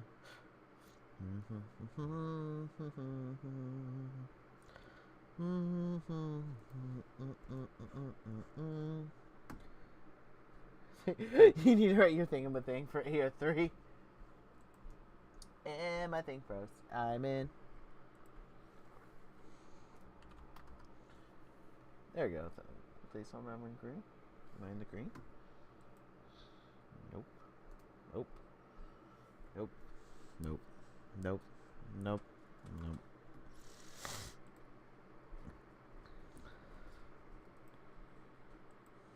Ah, wrong thing.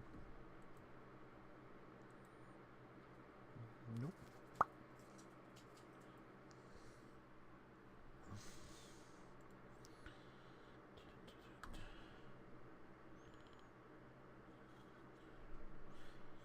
Dun dun dun dun dun dun dun dun dun dun dun dun.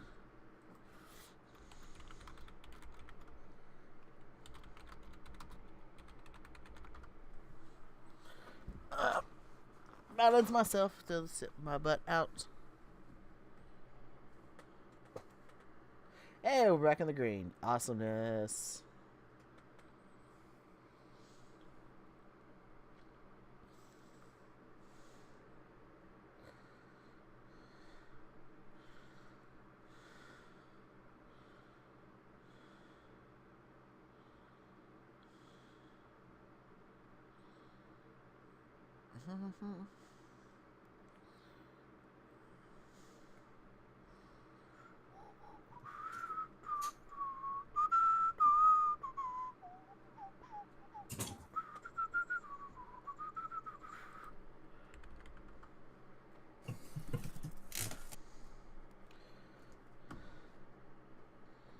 Honey, are you home? I'm here. I'm Honey's queer. home. I'm full of fear. We all are. We all are. Yeah, sorry about that. I went out to get a drink and I walked in the kitchen and I started to feel super lightheaded. So I went 2 times as slow as I normally would. I think it's because I put off eating. That might do it. Yeah, so I ate a roll before I came in. Oh, we still have rolls upstairs. Ooh. No, it's my dad's birthday today, and I wanted to go hug him. Happy birthday! Oh, of course, of Like course. the good little child I am. Good little child. Like the good child I am. One of the good ones. I am a good one. I'm a good noodle. Good noodle. I'm a good noodle.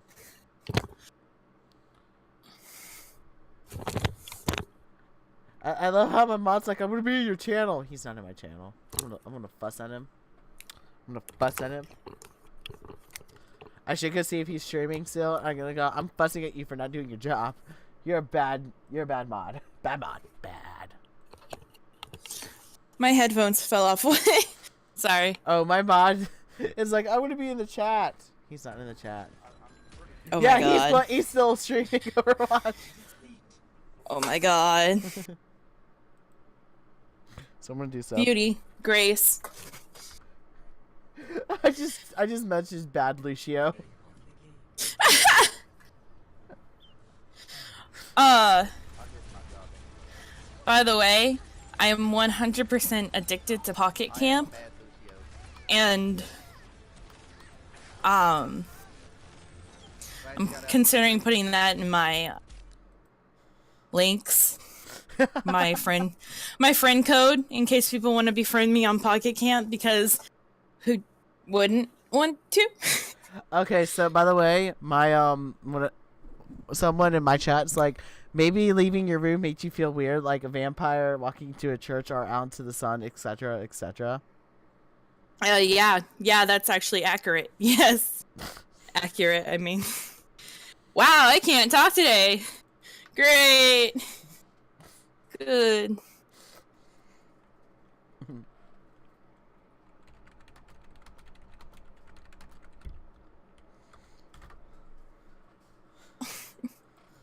Yeah. So. Okay. Whew. Yeah. All right. So. Let's get back to it. I am sure you've wondered why I involved myself with the Hero Project and how deep that involvement runs. Rebellion says. The truth is, Rebellion says, the truth is, I've been part of it from the beginning. As joystick as we've seen, I will do it all again in a heartbeat. Rebellion plows on. Not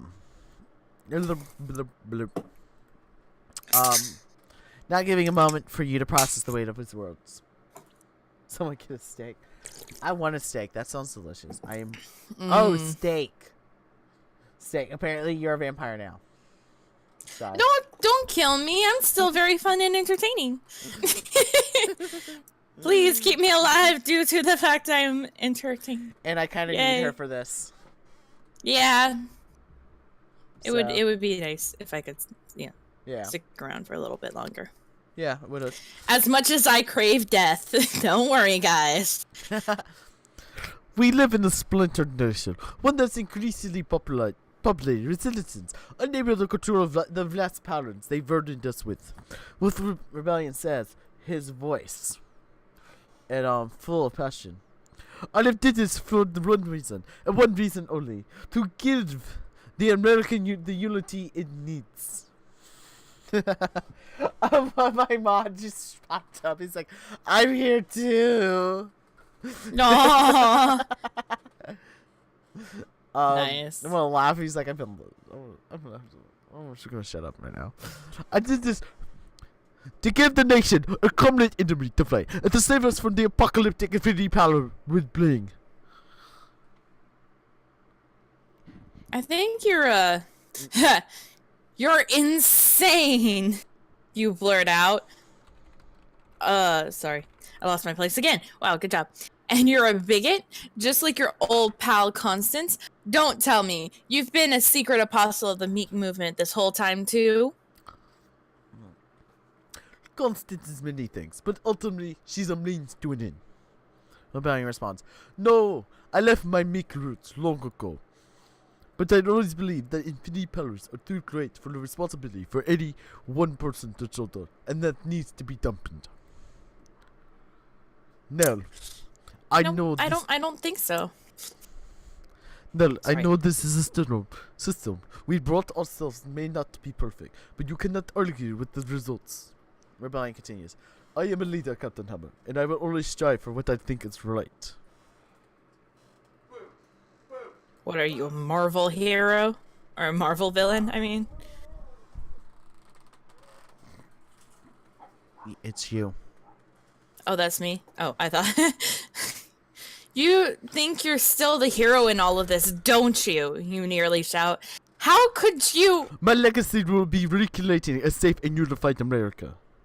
Rebellion interrupts.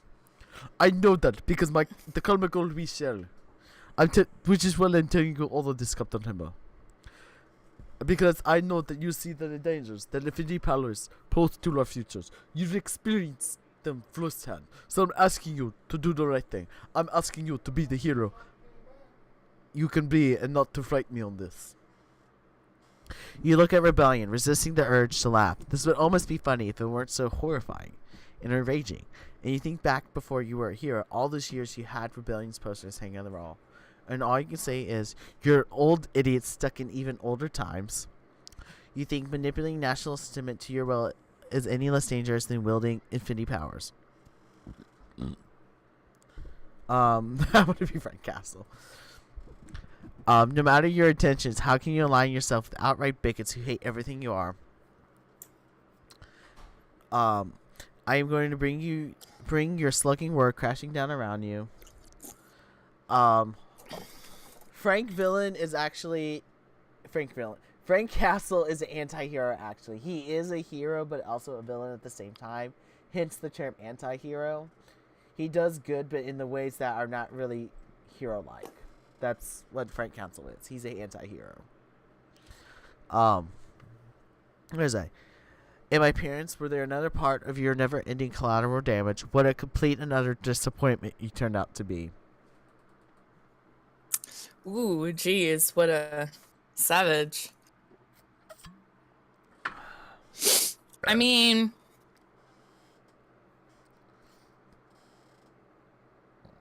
Jeez.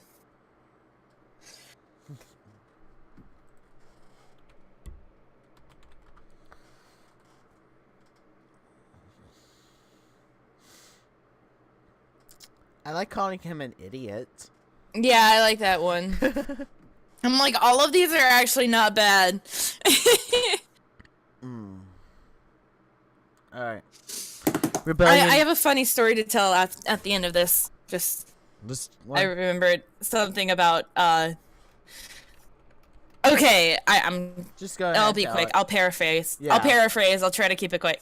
So, I went to see Water Parks, Tuesday. And, they're a smaller band, so the concert was kind of chill. But this chick, I can't think that she had to be more, like, older than a high school, at least. Probably in middle school, to be honest. And she threw her phone onto the stage. No, you were. Oh my god! I've seen that video on Tumblr. The one. Oh my god! Who threw her phone at the Water Parks concert, and her dad called, and Ashton answered it. Yes, he answered it. I saw that online. Oh my god, that's really funny. I put that on my Facebook, and my sister was like, "Send that video to me." I think I. Oh, it was. Yeah, I thought you said Tumblr. I think it was you. Either one. Let's be honest. So afterwards, it didn't show up in the afterwards, she was just like, "I trusted you," and he's like, "You don't know me. You just like the songs I write." And I'm like, I'm just sitting here, and it was just like, the option is like, "You turned out to be a big disappointment." I'm just thinking about the girl. She's like, "I trusted you. You don't know me." That's how I feel like with Rebellion right now. It's just like, you don't know me. Yeah. You're just like the posters I was on. Eloise, why are you licking her pillow? My girlfriend accidentally left her pillow at my house, and my cat is licking it. My city now. Rebellion sneers at your response, realizing the same thing you've known all along. The only way to end this is with a knockdown, drag-out fight. Have it your way, Rebellion says, pulling an oddly shaped gun from his shoulder holster, one that you instantly recognize as a smaller version of the Infinity Regulator. You can fight it all you want, but our change is coming. No, they don't. Rebellion continues, seeing the look of horror on your face. Recognize this? It's just a prototype. It's but they set in record number powers too, permanently if we want. Oh God. You look down at the gun and feel dread spreading through your body like poison. I think this is the perfect testing grounds for our new Infinity Equalizer, don't you? Rebellion finishes, flipping on the panic room settings to secure walls retract, and pointing the Infinity Equalizer at you. I can't lose all my powers. I will not. This is terrifying to think what those weapons will signify socially. This means that the IRP can depower militarily now. I mean, honestly, socially is more terrifying. Let's be real. Yeah. Seriously, that's just not good.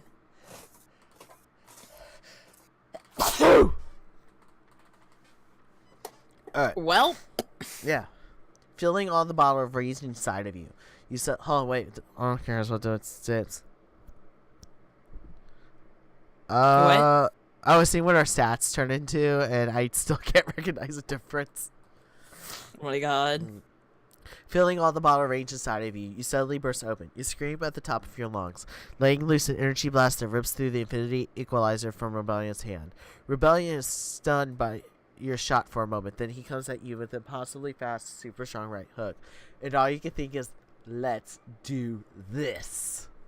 This is happening. Mm-hmm. Alright. This is going to be a rapid fire fight, packed with fast choices based on staying constant with the stats strategy player. Michip Honolulu warns you. You need to get 5 hit points on Rebellion to take him down. The first choice based on your offensive defensive score for the most points. Alright, so let's take a look. Currently our offenses is at 40. Thank you, Dragon. It's at 54% and our defense is at 46. So we gotta go offensive here. Yeah. Hit Rebellion before he can hit me is my choice. I agree. Well, at the same time, we're kind of close, but close to him being 50-50. So, I mean, even blocking and using a dirty move would work too. Okay. Oh, I already pressed. Okay, I'll hit me. Yeah. When you said that, I was just like, wait a second. Were you responding to someone else? Or... No. Whoops. Whoopsies. Okay, spinning into this offensive mood works flawlessly, and you crack Rebellion in the chin before he can hit you, racking up to 1 hit point. Gathering yourself, you realize you now have a rare shot to attack Rebellion. You have 5 power regain points out of a possible 17. If that number is so high, go hard, Michip Halu advised. If low, stay small with your attack. So let's be real, our thing is low, so the power cost being 5. Yeah, alright. Sounds good. Yeah. Okay, you haven't been using power as much, so straining to generate the pulse is much harder than you anticipate. As the pulse radiates from you and stuns Rebellion with a 3 hit points, so we got 4 out of 5 now, you realize you were right to go with a conservative power attack. Anything stronger would surely backfire given your power regain level. Rebellion's skin is smoking, but he seems ready for his next attack. That's when Rebellion realizes he stands next to the MG's Museum Space exhibit. With a smile, Rebellion picks up an actual meteor and tosses it at you, not even breaking a sweat. Slugger. This ship's gonna need some power! Respond to base to your unleash your control habits. You got 4 hit points out of the 5 you're gonna need. We are very controlled. I mean, true, yeah. Yeah. Fly and dodges a meteor. Alright. Sounds good. You fly out of range easily thanks to your power control level, and the meteor shatters against the wall. The meteor shards then shoot everywhere and rain down on Rebellion, causing 2 hit points. Not bad, not bad. I like the achievement, how the mighty have fallen. Oh my god. Have a Yes. mighty fall. Fallen. Rebellion finally kneels to the ground, panting. It looks like he's taken too many hits between his brawl with the diva and your fight. Huh, you think. Maybe Rebellion's age is finally showing. Or maybe you just Old got geezer. to that good. You turn to the nearest camera, realizing that taking down Rebellion this quickly in front of the big audience is sure to boost your public stats the most. Let's take a look then. Our fear increased. But our ideals went Oh my back God. our ideals went back into the blue, so I'm happy with that. I'm very happy with that. And our legend became 60. Nice. With Rebellion neutralized, many cameras watching, it's time for you to make a defining decision. One that may affect your public image and ideal standards more than any others. In an attempt to recruit Rebellion, take the risk of pulling him back into the panic room to tell him Miss Artilery is alive, knock him out for maximum explosion, straight up murder him, Oh my god! cripple Rebellion off camera so he can't come after me anytime soon. Let's try to recruit him. Okay, that. I was gonna go for like knocking him out, but we can try that. Yeah. This could potentially ruin your mission, but you have to try to show Rebellion the error of his ways. You have to try to show him the true face of those he has sided with. This is what you have to do as an act of freedom, no matter how it compromises the security of your mission. This will also be quite the act of ideals for standing up for what's right, instead of the revenge you could have enacted on Rebellion. There's something you need to know, you say as you step towards Rebellion, ready to pull him back into the panic room. But then you hear Jenny screaming somewhere over the raging battles. Hold it. Our ideals are now at 70. Oh my god. My happiness. Okay, but you gotta be Jenny. Captain Hammer, we've got our way out! Jenny shouts as you spin toward her. Get here now! You hesitate for a moment because you know that you still need to deal with Rebellion. But that split second gives you the chance to notice that Jenny must have somewhat broken free from Processor's core, because he stands just beyond Jenny, with the Infinity Equalizer in his hand pointed directly at her. Uh-oh. Let's make sure Null doesn't have any more power tricks up her sleeve. Jerry shouts as he fires the Equalizer at Jenny. As the shot... Hi, Cat. Shot fires, you react immediately. I say we move her with our gravity powers. I'm going to say that right now. Yeah, no, we gotta protect Jenny. You alter the gravity around Jenny, but your powers being this unreliable, the effect only manages to hit for her a few inches. You luckily know this blast shouldn't have had any effect on Jenny since she's unpowered. Then you watch Jerry's face goes white as he drops the Infinity Equalizer on the floor. Your stomach immediately seizes as you follow Jerry's gaze back to Jenny, who stands frozen, blood gushing from the hole torn through the side of her stomach. You watch Jenny fall to the floor, and every part of your body goes numb. The sound drowns out, and you can't even be sure if what you're seeing is real. It can't be real. You have to do something to make this not real. The Infinity Equalizer is supposed to be non-lethal, used only for dampening powers. Unless it has some secret kill function? Or maybe it was damaged because of your blast earlier? You push the stuff aside, you step forward, and suddenly the sound rushes back in.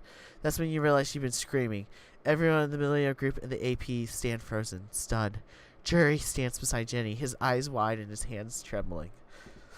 You just saw Jerry, the nation's first son, do the very same thing his father, the President of the United States, punished your parents for. No, not the same. Because that would mean Jenny was dead. She can't be dead. Panic, you run towards Jenny, Jerry, praying that your attempts to save her was enough to make the blast non-lethal. You can't even consider the alternative that moving Jenny somehow made the blast worse. But that's when the windows blow out. You brace yourself, and there's a flash of light so bright you have to close your eyes. You feel a blast of heat, and then the pain in your body thuds against the wall.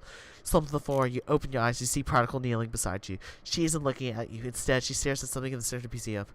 So you turn your head, and you lose your breath because you see floating there is black magic. Black magic has been out of the public eye ever since his shameful exit from the Hero Project. But now he's there with an all new, all golden costume with the courses of blue energy. He certainly picked one slugger of a time to make his comeback, or whatever this is. You manage to catch Black Magic's eyes, but you don't find any there. He looks vacant. Great. Y'all ruined this for me, Black Magic says. You stole my career and destroyed my life so you could do this to each other? Rebellion is the first step towards Black Magic. Lucas, listen to me. You do not. But Black Magic swipes his hand. Rebellion sips his energy is pulled from his body, flowing from Rebellion to Black Magic. Black Magic is draining Rebellion's life force directly. Can he even do that? You realize that Black Magic hasn't been speaking any of his strange spells either. He's just tapping directly into his reality altering powers. You don't get to tell me what to do ever again, Rebellion. Black Magic shrieks. I'll make it so you don't get to tell anyone what to do anymore. You pull yourself back on your feet just in time to see Lucky running at Black Magic from behind. Before you could do anything to stop it, Black Magic twists and grabs Lucky by the throat. And you think I'll just let you take my place like this? Black Magic shouts. In my spot, on my team? You try to take everything that's mine, but I will end you. No. Black Magic then tries to close his fist around Lucky's throat, but Lucky manages to detonate his neck first. You have to look away as both of them are engulfed in a burst of flames. This is madness. You have to stop this to get to Jenny. You have to. But that thought interrupts as the smoke clears and Black Magic appears to absorb all the blast energy from Lucky's explosion. Black Magic floats there, pulsing with power, hovering over Lucky and Rebellion's crumbled bodies. Floating there, eyes wild. In the hero's underfoot, Black Magic looks like some mad villain. In this moment, you realize that Black Magic's really unhinged. If he's designed to drain life with force from without restraints, he could have limitless power to bend reality to his will. And that just might make Black Magic omnipotent, which means you have to find a way to stop this now. Black Magic, I need your help. Black Magic is me you want. You're a hero, Black Magic, don't do this. Let me look at... Oh god, he's not going to listen to us because we're at 27%. You're a hero, don't do this. Yeah. A hero like you? You did this to me. You made me this way. I cannot do my accent for Black Magic right now. Now you reap the benefits. Black Magic points at you and the light erupts from his fingertips. You brace yourself and the prodigal tries to pull you away, but then you just feel weightless, burning, and then... When? You smell the beach and taste the sea spray before your eyes. You find yourself standing on a jetty that cuts into a raging ocean. The sky is dark and stormy, but you can still somehow see the sun speaking over the horizon in the distance. Your brain scrambles and the pieces together. Black Magic must have teleported you somewhere. But the sun's rising on the ocean. That means you're on the East Coast? Could Black Magic really be that powerful enough to teleport you across the entire country? No, not just you. Prodigal stands right beside you too, looking just as bewildered. That's it until a burst of energy slams into the jetty, since Prodigal careening towards the shore. You steady yourself, watching Prodigal's land in the sand and mist, raining rock debris. Then you turn to find Black Magic floating before you, blue energy whipping around him, backed by the thundering sky and crashing waves. It's a singularity terrifying sight. There will be a reckoning! Black Magic says, near the nation's capital, no less. It was all I could do to see your stupid little mind. Talk Black Magic down. I don't stand a chance against him like this in a power fight. Take Magic down before it gets any more powerful. Come on to him. No, we're not. No. Let's talk him down. Talk him down. Yeah. You gotta do that. Black Magic, listen to me. You don't... I had everything taken away from me. Everything! Black Magic screams, someone needs to pay. Someone needs to give me what I deserve. The storm rages a bit harder behind Black Magic as he rants. Could he actually be affecting it? Could he? You don't think I haven't lost everything too? You shout back, ignoring the wave of fear rising in your chest. You think what has happened to me is fair? That I hadn't been a pawn in some twisted game? Well, I'm taking control now, and it's time you did too. So tell me, what do you want? Tell me what you want from me. Black Magic pauses and does something in the space changes. He considers your words carefully. It actually seems to be calming down. I just want my old life back, Black Magic says, so softly you don't almost hear him. I want my career the way it was before everything was broken. I was... What the hell am I hearing? Cat, stop it. I was the most famous, the most loved, the most hero on the planet, and now you look at black magic knowing what you say next will make all the difference. I love how That one is third blacked option- out. Yeah. Whatever I say was do the first one, because our character is we know he doesn't want to hit right off the bat. So I say we do the first one. Whatever's happened between us, you can trust me as your friend. I mean it. Yeah. Yeah. You pause. Your heart beats eating in your chest. Right. I'm here for you, Black Magic, you say. I promise that we'll rebuild things the way they are supposed to be together, as friends and allies. Black Magic stares at you, his lip quivering. I need time to think, Black Magic says, with one more blue flash. Alright, Jagan, sleep well, and thank you for coming to the stream, and thank you for following, man. Thank you so much. With one more blue flash, Black Magic vanishes into thin air. Despite yourself, a wave of relief passes through you. There's no way telling the amount of destruction Black Magic could have caused, if he really wanted. The last thing this country needs right now is another Infinity-class powered flying off the handle. You feel for Black Magic, but right now you don't have time to deal with his issues. You just hope you get a chance to make things right with Black Magic once all is said and done. I owe that crazy pile of crazy a few hits, Particle says, rubbing her head as she sits next to you on the beach under the rising sun. I could say the same thing to you, Lady Archenemy, you return. But we need to keep moving. Agreed, Prodigal says. Now, we seem to have been magically appeared on the East Coast. We have to press forward for the blessed vessel. You clench your jaw because as much as you hate to admit it, you arrive at the same time at the conclusion that while you were waiting for Prodigal to regain consciousness. All you want to do is go back to MC to see if Ginny's alive, to see what happened to the Millennium Group at the AP, but your parents are scheduled to be executed tomorrow, and if the IRP has really advanced their depowered technology the way the rebellion claims, Miss Artilery could be dead anytime, any second, assuming she isn't already. As much as it pains you, you don't have time to find a way to teleport back and forth across the country. If there was only some way you could know what happened, but your meat chip is restricted so you can stay hidden, which means you can't access most content. I scanned all the press frequencies I could without giving up our location, Particle says, as if you're in mind. There's nothing out there about what happened back at MGHQ. The live 3V went off the air right before Jury hit Ginny. There's no way Victim's people are going to air that. You close your eyes for a moment and take a deep breath, trying to figure out how the slugger you ended up in this situation. Within days, your entire world seems to have come down around you.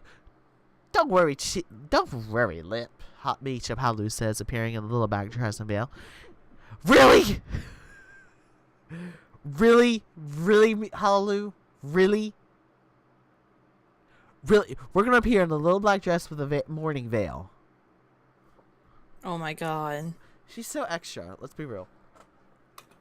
Ginny will be alright. She has to be. Oh god, I was going to a southern accent there. Whoops. You close your eyes knowing that's all you can do. All you can do is hope that Hallelujah's right.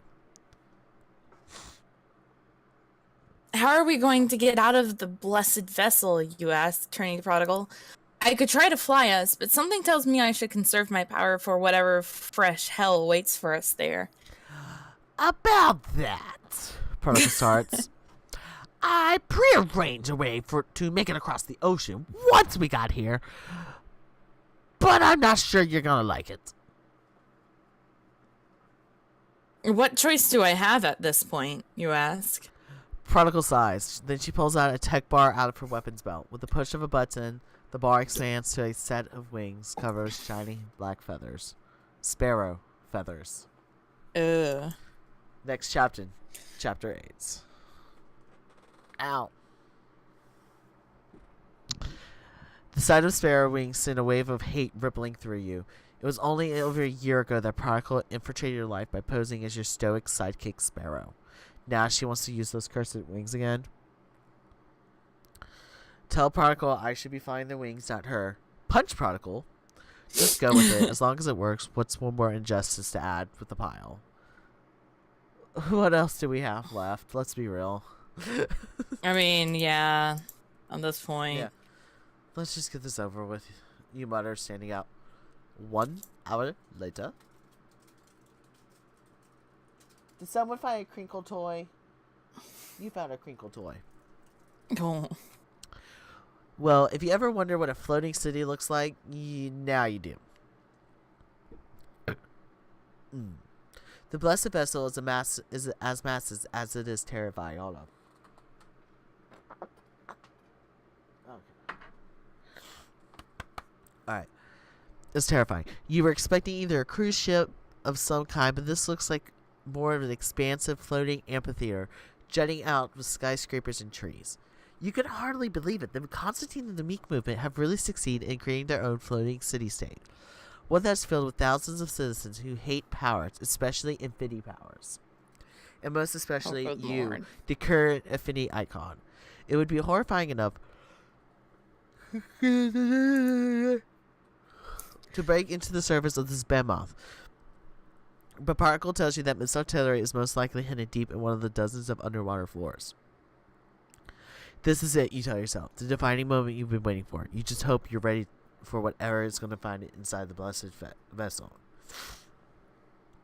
You and Prodigal were able to fly her sparrow wings into an open, unoccupied delivery room window, undetected. That was thanks entirely to Prodigal's last bit of anti-surveillance tag.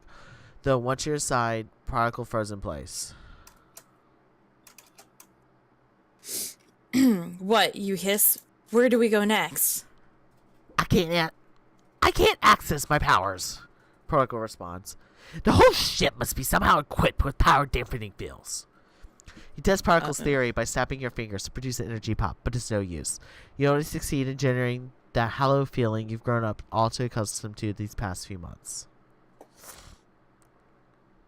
So, how are we going to find Miss Artillery, you ask? The old-fashioned way, I suppose, Prodigal answers. By looking, we know she'll probably be in the research wing or a high-tech security block, both are reached in the deepest bowels of the city ship, so we'll start there. Slugging perfect, you sigh, following Prodigal. Just then you see her skin turn alarmingly gray. And you remember how she said her powers were the only thing keeping her alive. Are you... I'm fine. Prodigal snaps, cutting you off. I just hate boats. Let's just get this over with.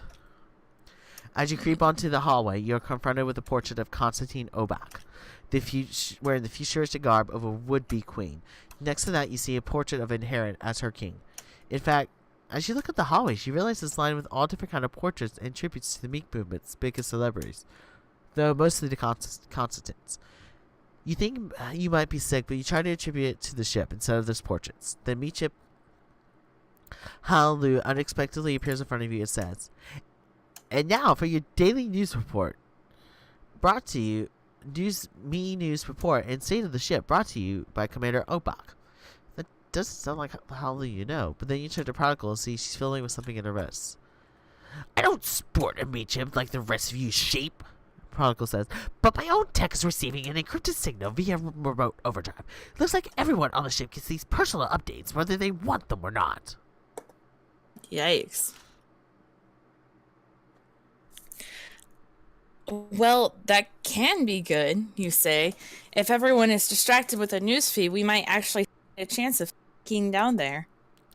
"Then let's get to it then," Prodigal says. "We've only got a few minutes." Well, you're not wrong. Yeah. You tell Prodigal to take the lead, since she's pre-downloaded a map of the ship before you board it. She may not have her tech creating power.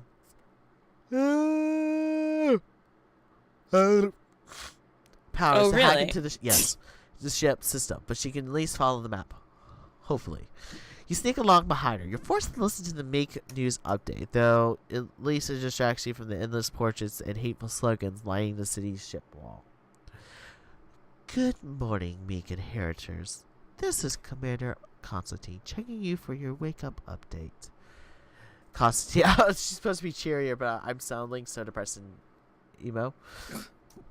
So emo. Yeah. Today, we have key experts from the recent union given by our trusted ally, American President Victon.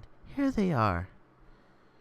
We remain vigilant in our search for the dangerous fugitive, Lip Apple, better known as Captain Hammer. Yep.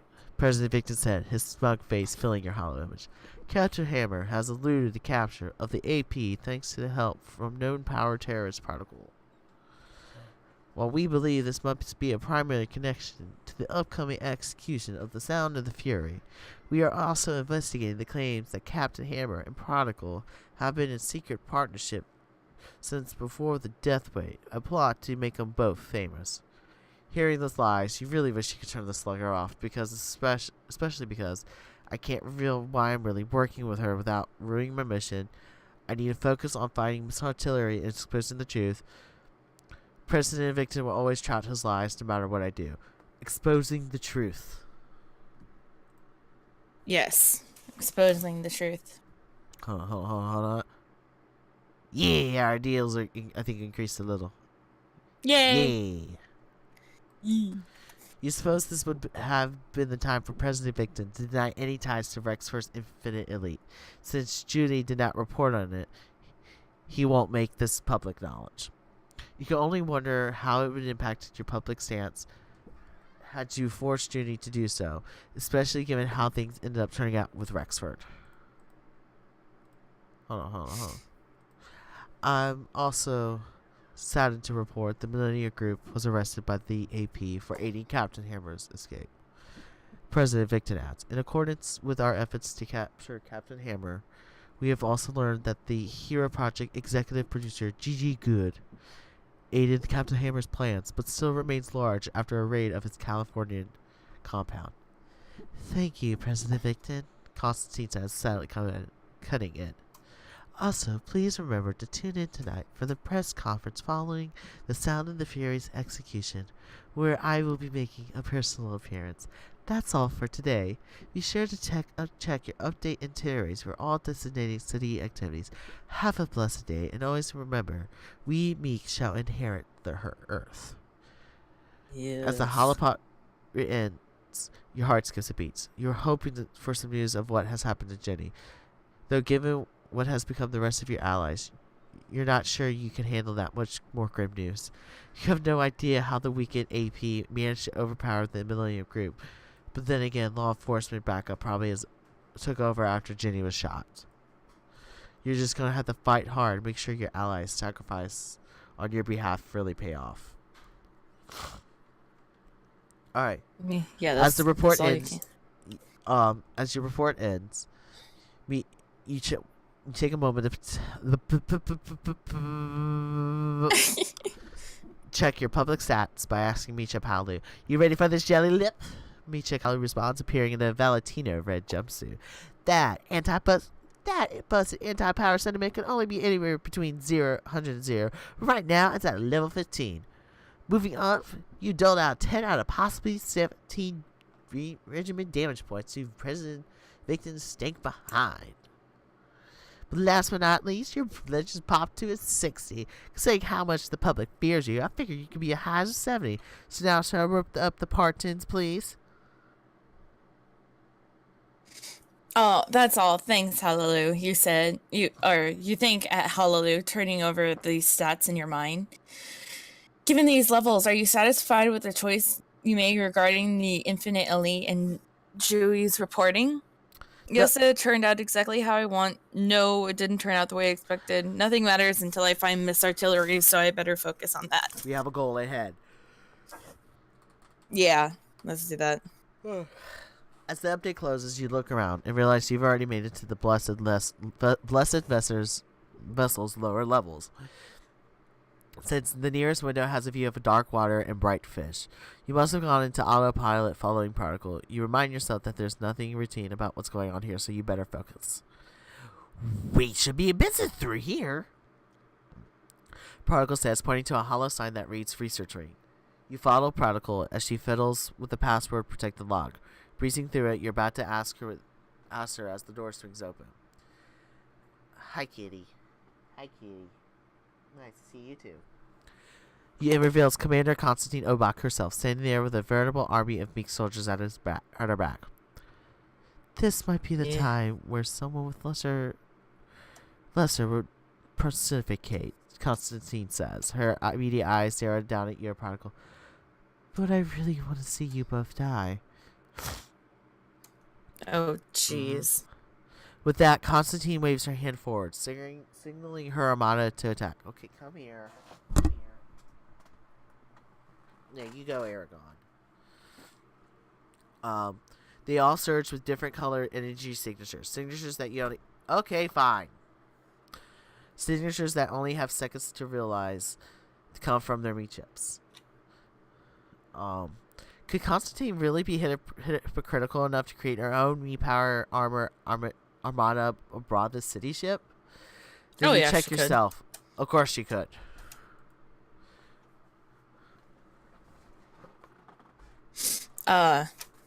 Sorry, it didn't click. There we go. Prodigal, use an EMP, you scream as the armada pushes forward. You spin to find an exit and see the doors right next to you, which is mercifully unlocked. You push through just as Prodigal's EMP bomb goes off behind you. That would deactivate the first wave, but there are too many of them. Prodigal says fast on your heels. And that was my last EMP bomb. You toss Prodigal the rest of the EMPs from your weapon belt, trying to process the situation. We can't fight them head on, not without our powers, you shout, running towards the next doorway. We have to find Miss Artillery before they get to us. She's bound to be in somewhere in this ring, Prodigal shouts after you. You take the lead and open secure doors. I'll use whatever tricks I have to try to slow down the armada. The doors passwords are trivia-based, so go with the most degrading answer you can think of. You don't have time to process the logic or the awfulness of that concept as you approach the first door. With the meek armada behind down you, you quickly scan the hollow question that appears on the door. How can we prevent the powered apocalypse? Checking your anger, you answered by living separate from all powered abominations, by showing no mercy to power abominations, by imprisoning powered abominations. Showing no mercy. Show no mercy. Yeah. Yes, killing them is our sacred duty. As the door chip unlocks, the message appears before you. You try your best to ignore it as you push through the next doorway. Which is good because a meat chip energy blast slams into the wall right where you're just standing. Whoa. As you head towards the next door, you hear Commander Constance's voice crackling over the loudspeaker system. Kill the target now. This is not a drill. We have run out of time for testing. Ow, that fucking hurts. I repeat, this is not a drill. Execute the target now. You turn to Prodigal as your stomach flips, because you both know Constantine must be talking about Miss Artillery, which means that Miss Artillery has indeed been alive this entire time. And this is the relay on the ship. And with the meek haven't found a way to neutralize her powers and kill her yet. Though that, as much of a relief that might be, the notion Miss Artillery could now die at any second is 10 times more chilling. You don't have a second to spare. You have to find Miss Artillery right now.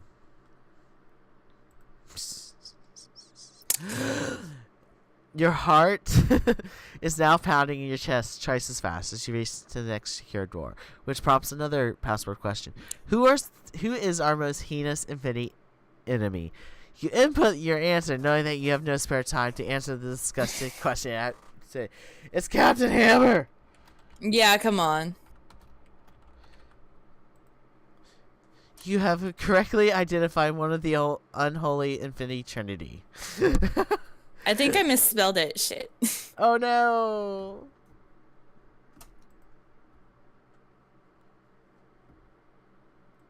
Hold on. I'm doing this wrong.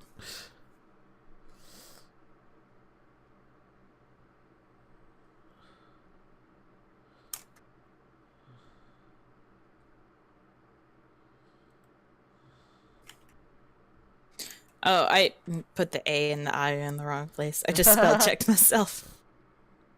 Are you on the next page?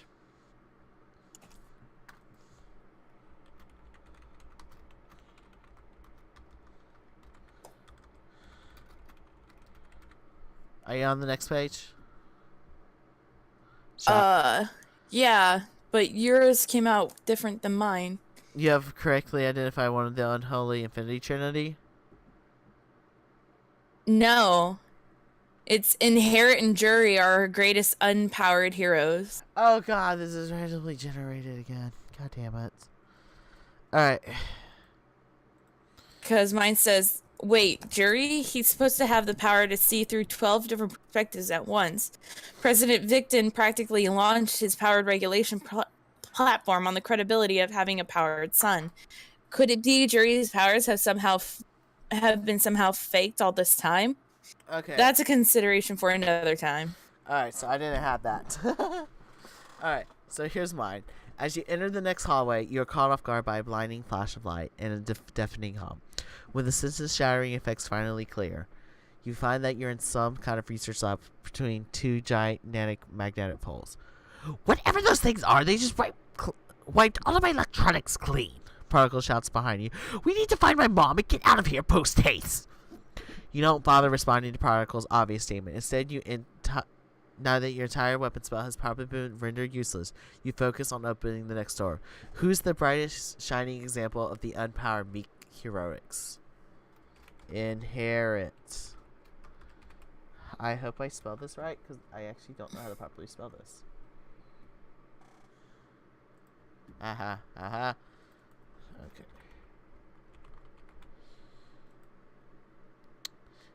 Okay. Oh, God. I messed up. What did you do? Well, it said which one is our greatest inherent or meek apostle, and I said Constantine, and it said no, you got the answer wrong. And so I went back thinking that was just going to bring me back, and it it says that's when you feel it, your health is completely depleted. Ooh.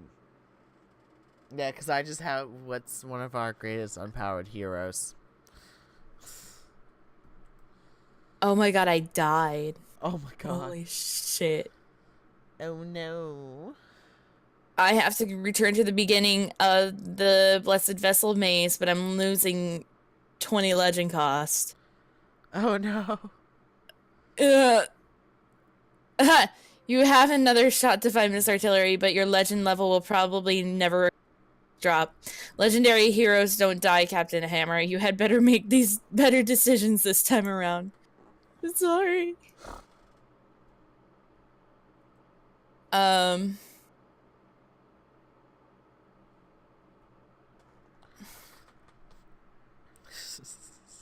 mercy. Oh no. Okay, then. Whereas our. Read me the question, I can tell you the light.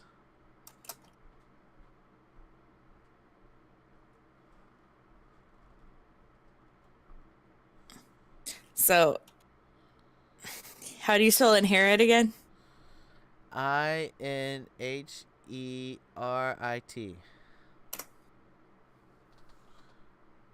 Okay.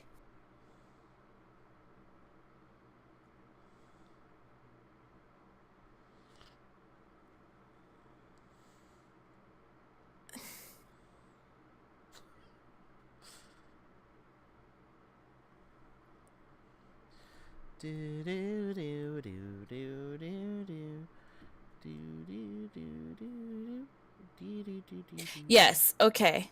Yeah, no, I'm where you're at now. Alright. Okay, I just had the unherit here, so I'm gonna hit next. This is it! Prodigal suddenly shakes, stopping in her tracks. We're here to secure the room! Prodigal turns to block the door, which is mercifully much sturdier than most other ones you pass through. As Prodigal searches for a way to reinforce the heavy-duty door, you spin to knock at the two lab technicians in the room. Good as clocking a few dense meek heads feels you're distracted by a giant tank in the corner of the lab. It appears to be made of titanium and is covered with secure panels. The meek meat chip armada pounds through the blast doors outside, but Particle manages to jam it tightly with some rearranged computer consoles. You have no idea where she found the strength to move anything that heavy. But you know from experience that adrenaline can do some pretty incredible things. Particle's blockade should hopefully buy you a few minutes, which you use to scan the tank for the opening. But you hold your breath as you and Particle run around the tank to find a small bulletproof glass window, and looking inside you find to see Miss Artillery. You want to take a step back, take the moment to feel the weight of the sight. Particle's mother, the one woman who's the key to both ruining and saving your life, stands right in front of you, alive, in a hospital gown. But you don't step back, because even though you can't hear her, you can see that inside the tank Miss Artillery is screaming, her face extorting in excruciating pain. You rush up to the tiny window to see some kind of bubbling green liquid has begun to seep into the tank, sizzling against Miss Artillery's bare feet. Your body is paralyzed with horror as you realize this is some kind of twisted acid dunk tank, one that will eat Miss Artillery alive without a trace in seconds. Mother! Particle whispers her hands to the tank window as tears stream down her face. Is this real or a death projection? You scream at Prodigal, frantic. Prodigal, tell me now! Snapping out of her hands, Particle's eyes grow wide. Mother's eyes, they're not flushing red. Her eyes are red when she's protecting death. We have to save her. She's dying for real. As Particle begins to bang against the tank, you spring into action. Without your powers, you need something strong to get through the titanium bulletproof glass. Grab a laser gun off the tank. Use one of the weapons from my belt. It's too late to save Miss Artillery. I need to recover footage that she's alive here in enemy custody. Grab one of the weapons from our belt. Yeah.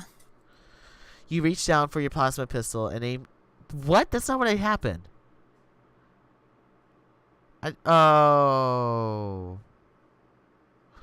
You reach down for your plasma pistol and aim at the tank, but they don't fire. Frustrated, you grab the energy staff, but that won't activate either. That's when you remember all your weapons in your belt were rendered useless by the magnetic pulse you passed through a few minutes ago.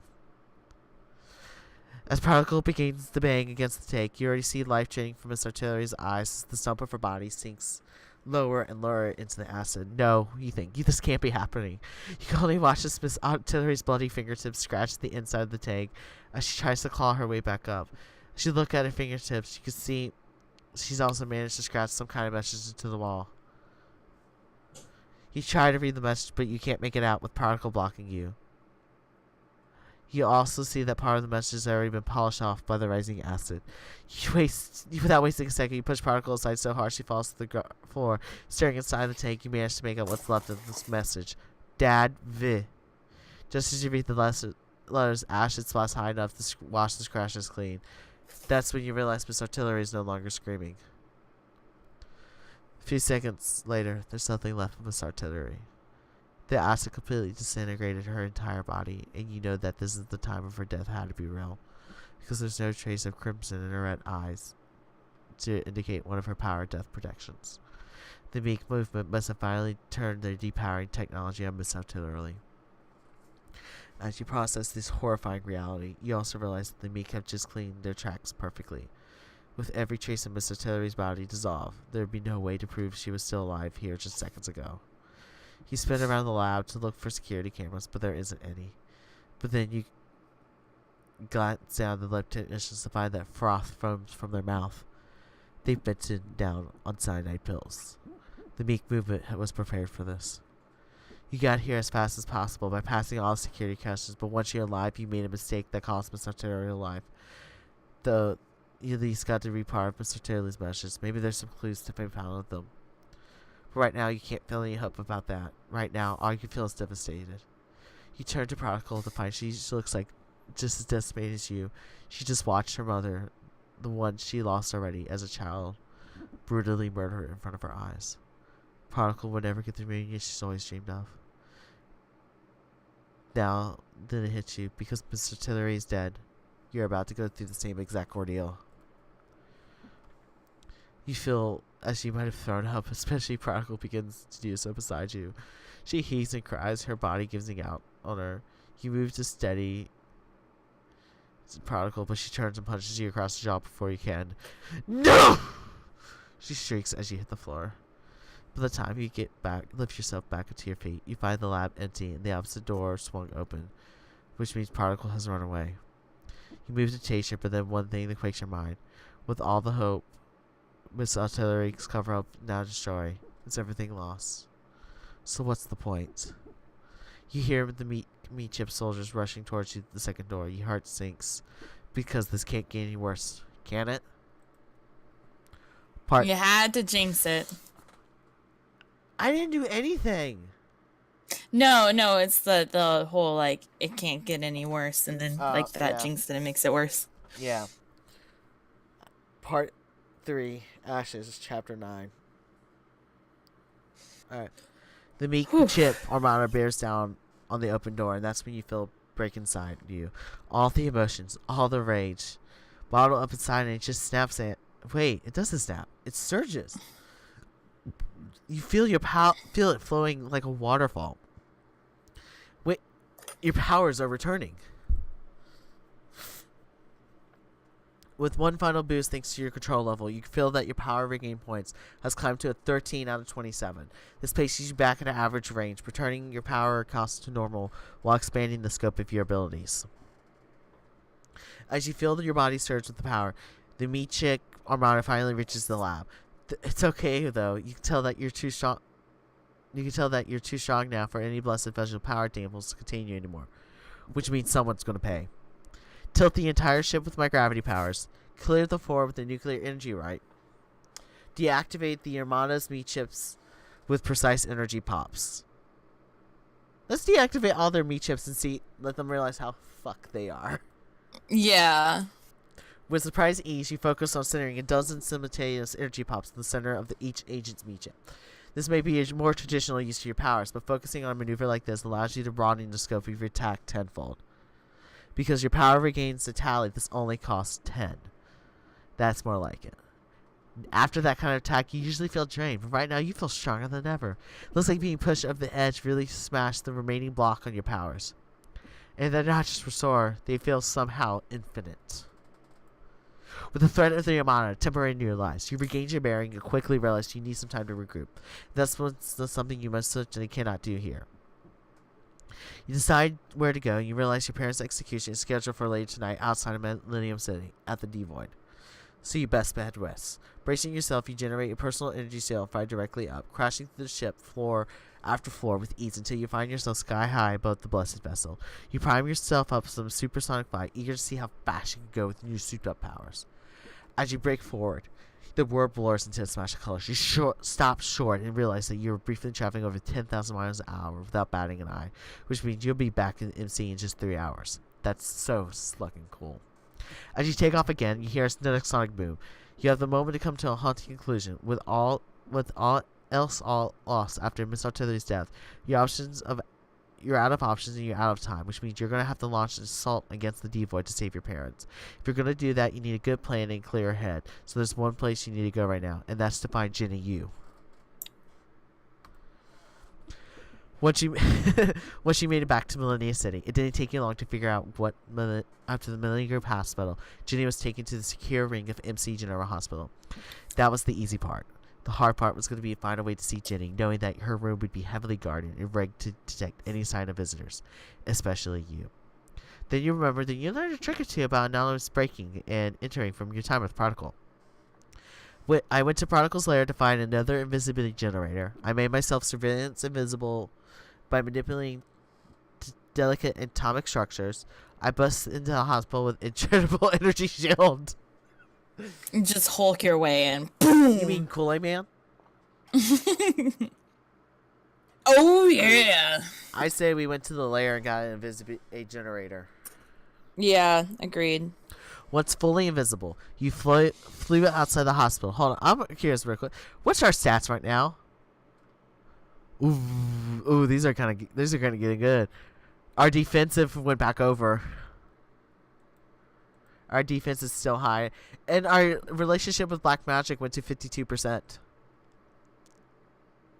Wow. That's not bad. No, not bad at Yeah. all. You flew outside the secure wing until you found Jenny's room and slipped entered through the window. Then, knowing your visibility would run out soon, you threw a shock shield around the entire room so you could be alone with Jenny. God, my heart is pounding because I don't know what's happening. It's no. one or two options, so that's where it terrifies me. Now you stand in front of Jenny, who lies in the hospital bed with her eyes closed, looking alarmingly pale. That's when your heart stops. Oh, thank God! Oh! Then Jenny opens her eyes and smirks at you. We got her. We saved her. Oh, God. Oh, my God, my heart.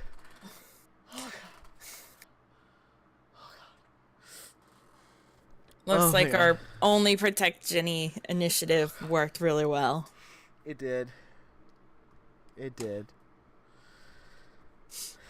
Alright. I wish you could see the look on your face right now. She says weakly. You know very well that Jenny could have died from Jerry's shot, but now you know she has survived and you can kill her for that stunt. That's funny, you almost shout, though you can't stay angry for very long because you're too relieved. You don't know what have done if Jerry killed Jenny, and you don't ever want to know. Tell me everything I've missed while we have time. This shield is strong, but I shouldn't stay here long enough for the heavy artillery arrive and bust through. You turn your back and find several police officers trying to shoot through your shield without any luck. Considering you can't even feel their attacks, you know you only have a few minutes at least. It's very complicated, but the short version is that they had to perform emergency surgery. Jenny explains, seeming fearless. Apparently, the Infinity Equalizer was switched to kill mode. The doctors said a few inches in Jerry's blast would have severed my spine, which means you saved my life, hotshot. Jenny then stares at you. You spin me round and round with my cat. Oh my god. I'm scratching his butt in an angle, and he's spinning as I do it. Oh my god. Yeah. Alright. Where was I? Alright. Jenny stares at you, saying all the things she needs with her eyes. You know how many times you saved my butt before? Let's just call it even. I can agree to that, Jenny returns, smirking. Anyways, it'll still be a long road to recovery and even stretch of physical therapy, but they say I'll get back to full health eventually. Actually, maybe even better than before. Jenny smirks again, then pulls her blankets to reveal some seriously advanced tech implants. They look like glowing metal plates with cybernetic veins stretching from her torso down to her thighs. You'd expect something like this to look gruesome, especially so soon after a major surgery, but they look somehow graceful.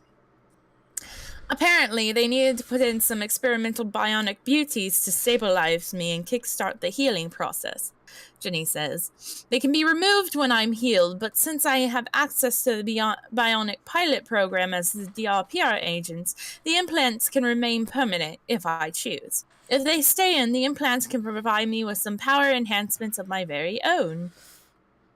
She gonna do some shit.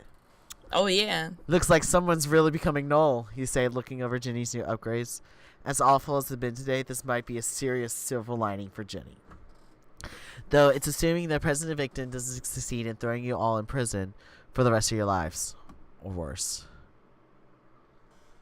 I've always wanted power, so this may be the next big thing, Jenny says, pulling her blankets back up. But enough about me. What the slugger happened to you after black magic teleported you out? That's what happens. Sounds just like you, Lip.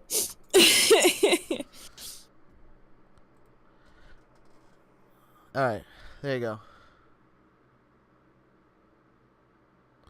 Okay, you have to start this. Alright, next page. It's Jenny. Oh, I'm so sorry, Lip, Jenny says once she's had a few seconds to process everything you just told her. But what do you think Miss Artillery meant with that message? You were pondering that exact question during your transcontinental flight. You already arrived at the conclusion that I think Miss Artillery was trying to tell Prodigal and me about Prodigal's father, and I think I know who it is. I think Miss Artillery was trying to tell Prodigal and me about Prodigal's father, but I have no idea who it is. It meant nothing. It was just the final ranting of a truly disturbed woman. I know who I that think is. I have an idea who it is. I know who it is. So, I know it is. Wait, who? Victon. Oh wait, I can't spell his name. Hold on. I don't want to fuck up the name. Victon? I don't know.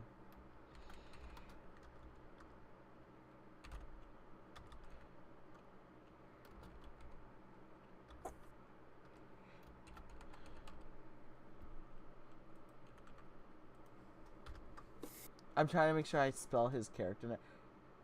I was supposed to go, oh my god, I just actually find fan fiction for this. Oh my god. I would be so terrified if that's the case. Like, oh my god.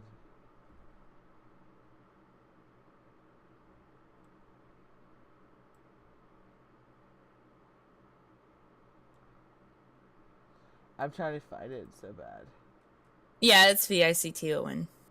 Wait, spell it again? Victon. Oh, wait, I spelled it correct. Cool. Yeah. President Victon? Jenny nearly screams. I think so, you answer, hardly able to believe it yourself. I think I have an answer for you, a new voice says from behind you. You spin to find Jerry outside your shell, looking exhausted. Oh god, my knee. Careful. Alright, there we go. You spin to find Jerry outside your shell, looking exhausted. After what he did to Jenny, just the sight of him sends energy rippling against your clenched fist. But then you realize all the police officers that were attacking you, not to mention a few Secret State agents, lie at Jerry's feet, unconscious. Before you blow me away, I'm not here to fight, Jerry says, his hands up. I've been here since they admitted Jenny, keeping watch. I suppose I could call the rest of the AP if you showed up, Captain Hammer. But I'm not going to, because I want to apologize to both of you, so can you let me in? You stare at Jerry to see something on his face you've never seen before. Genuine remorse. It catches you off guard for a moment, so you turn to Jenny. She's practically shaking with anger, but she nods at you. You can tell what you're both thinking. The same thing. Whatever you might want to do to Jerry, it can wait. Right now, you have to hear what he says. And let's be real. Jerry's character, it is possible for him. Well, he's always been honestly, fuck. They are, ha. I'm having trouble trying to say words. It's cool. Yeah, he has been honest. So. Let him inside? Yes, I believe him. You were saying? Jenny snarls through clenched teeth. I swear, I didn't know the Infinity Equalizer had a kill function. Jerry stammers. It was a prototype made just for rebellion. I suppose it was to do. I never should have used it if I know what it could hurt you. I swear. You stare at Jerry, who seems to genuinely broken up about all this. What do you think? I think the president is the one truly responsible. The Meek movement, rebellion, jury, or everybody. I say the president, because let's be real. Mm-hmm. He started all of it. Yep. All these terrible roads lead back to the victim. And something tells you they always will until you find a way to put an end to his atrocities. What do you need to tell me about Mr. Artilery? You ask Jury, trying to keep your cool. Jury takes a deep breath, composing himself, then he turns to you. I didn't We never really got to spend time much with my dad growing up. He's always so busy with work. Save the sob story and get to the point, you interject, struggling to remain calm. The point is, when I was a little kid, I used to eavesdrop on his meetings whenever I could, to pretend we were hanging out. I had no idea what they were about, but I remember one day overhearing something I actually understood. This crazy lady showed up at our house days after my parents' divorce went public, which also happened to be the same day my stepmom, the first lady, moved in. Anyways, this crazy lady was ranting about finally getting back together with my dad, but he didn't want any part of it. He just keeps saying that's what they had firmly in the past, that there was no place for someone like her in his life now.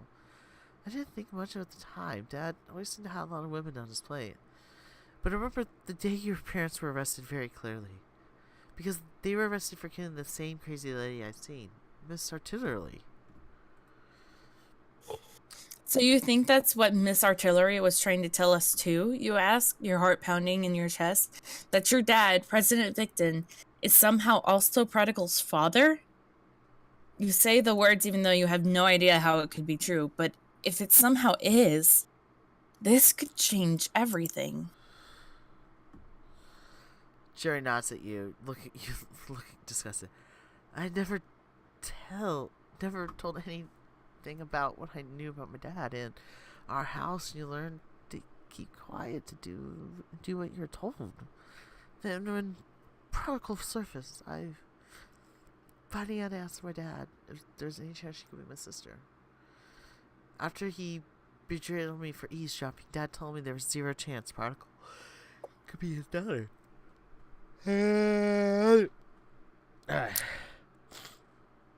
Alright.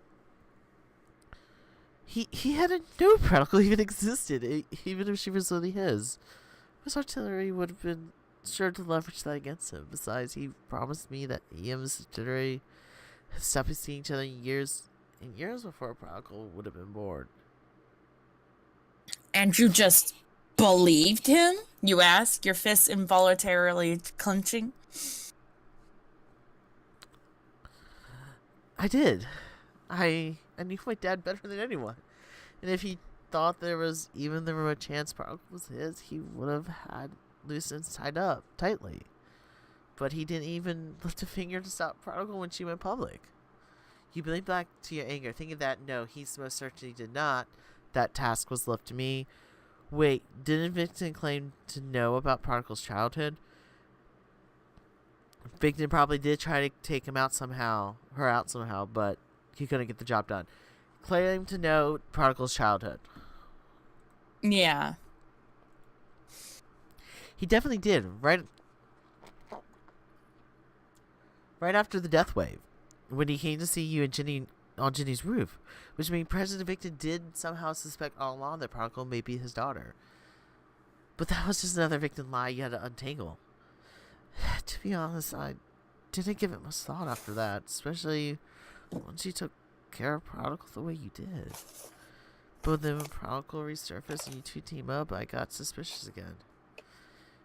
And now knowing that Mr. Tillery have been alive all this time means my dad must have set her up to frame your parents, right? And if they're really crazy enough to do that, I believe they're crazy enough to cover up the identity of Prodigal's father too. You scroll through your memory trying to make sense of this insane notion.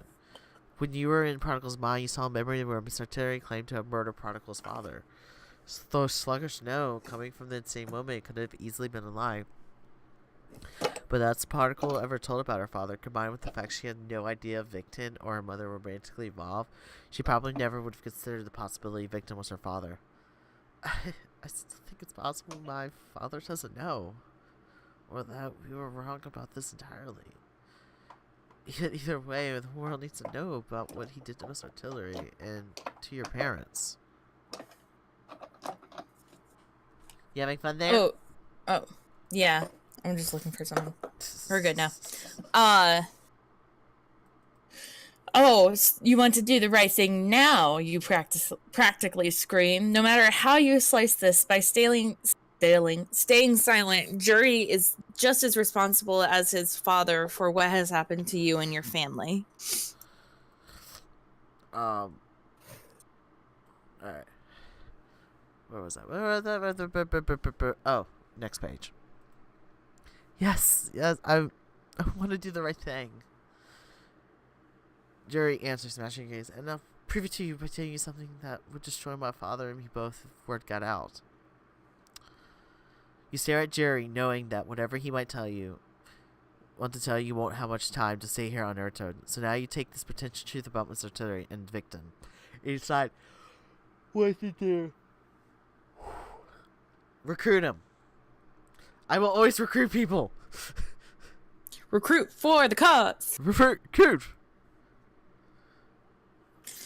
I believe you, you say. Now spill. Right. Okay. Jerry takes a deep breath. He tries to find the courage somewhere on the floor. Then he looks back up at you. I'm not really powered. I've always dreamed of being a powered hero. So when I turned 13, my dad got me a special present. The prototype version of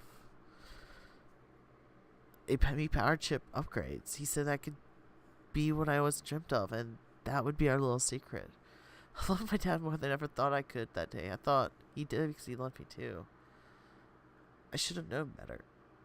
When I became a public powered figure spurred on about my dad, he used it to launch his first power regulation campaign. Once I really was famous, Dad started to use our little secret to keep me aligned. Anytime I did something he didn't like, my dad would remind me that it would just take one quick revelation to ruin my life and everything I cared about. It was my first important victim lesson in mutually assured destruction. It didn't take me very long to get following my dad's rules. It got me where I thought I wanted what I wanted. Jerry finishes his little confession. You're not quite sure how to feel about that, though you think back, gazing the clues that to lie about Jerry's powers would have always been there. Satisfied? Whether you trust me or not, you now have something to use against victims if all else fails. Good, Jenny cuts in, unable to hide the anger in her voice. Now, you go back to the hole you crawled out of and cover for Captain Hammer's escape. And when the time comes, can we count on you to make this right? Oh. Jerry nods to Jenny, silence for once in his life. That's all, Jenny adds, sending Jerry scurrying out of the room. You'd add something of your own, but you know Jenny needed to do that.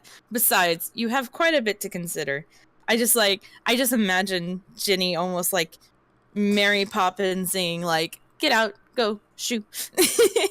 Shoo, shoo. The adults need to talk now. Get out. Go. Shoo. Shoo, shoo, shoo. Alright. What you just learned changes everything. As absurd as it might seem, the more you think about it, the more it makes sense that the diabolical particle would have some victim in her. You still don't know how possibly this could happen. But if it really is true, this might be your way to finally expose Victon's conspiracy. Sorry. If you prove Particle is present in Victon's honor, that establishes a relationship between Miss Artilery and Victon. One that would make the public more likely to believe the two worked together to frame your parents. And that Miss Artilery was still alive all these years, even though you have no proof. At the very least, you should open up to President Victon to a psychic investigation. It will hopefully buy your parents more time. If not, save their lives and finally grant them the freedom. So now the task seems clear. You need to get to the Devoid and prove to Victon that Victon is Particle's father. Though you know your word won't be good enough, even though you're backed up by jury, you need concrete evidence.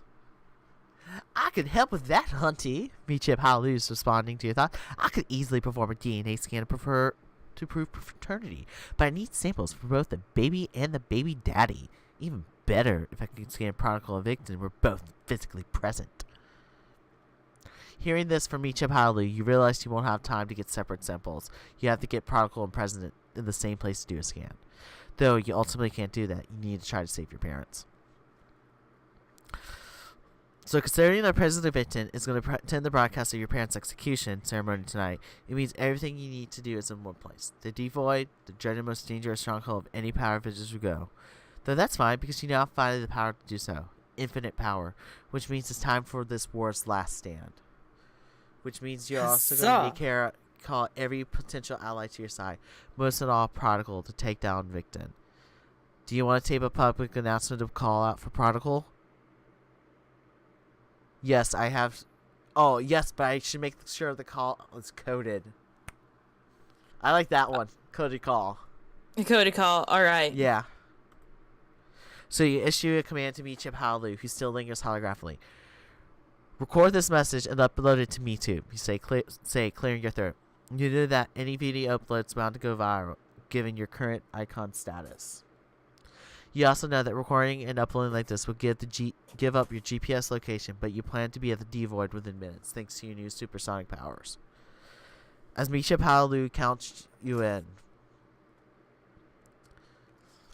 you stare straight ahead to deliver your message clearly. This is Lip Apple. You probably know me as Captain Hammer, but I'm sure many of you have been wondering what I've been up to. And trust me when I say I want to tell you, but right now, I'm going to save my parents at the Devoid. Once I'm there, I'm going to reveal everything I've uncovered, all the shocking truths about our president, so make sure to tune in. Or better, I would say this, or better yet, join me. Yeah. That said, calling on chickens. You cue Meechip Howloo to stop recording immediately and rethinking that this ridiculous coding ending. But you know that telling Prodigal to come to the Devoid directly would not only undermine your message, but probably wouldn't work. You're more likely to track Prodigal by speaking her language. As Meechip Howloo begins to upload the holo video, you think about how you can't wait to reveal all the details surrounding your recent actions in the conspiracy. Not to mention what happened to Jenny. You only held off telling Gore about Jenny's status because you still may need Jerry at the execution ceremony to back you up. And he won't be able to if he's hauled off to jail somewhere for shooting Jenny. Sure you don't want to join me? You ask, turning to Jenny. She returns your sarcasm with a hearty eye roll and then says, "Just get the slugger out of here and do your job. I'll kick up my bionic feet and watch on the 3V knowing I've done mine." You give Jenny one last smile because she certainly has earned that much. So as you turn to go, Jenny's face turns grim. She knows this just as well as the odds of you are about to face.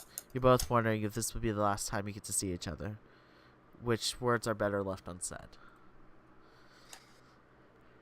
As you rocket towards the Devoid in a super fast flight, hoping despite your little public announcement, you'll be fast enough to maintain the element surprise. As you tear through the sky, all you can think about is that everything you hold dear is on the line. Will you be able to free your allies? Will you save your parents the time to reunite your family? Will you finally topple President Victon's regime? Will you succeed in becoming the kind of hero you've always known? Will you finally become a legend? Or for better or worse, you're about to find out. And I say, let's end this here. Yeah, that's a good idea. Week, we have the finale. Yes. And then we get to start our redemption season. Haha. And then hopefully by then, Zach will come out with the 5th book. And we'll be ready. Yeah. We're ready and watching. Oh yeah. Whew, God. So, thank you everyone who came and joined us for the stream. I will be back Tuesday with my regular scheduled programming. So, I will see you guys all then. So, stop that. So, I'll see you guys then. Bye.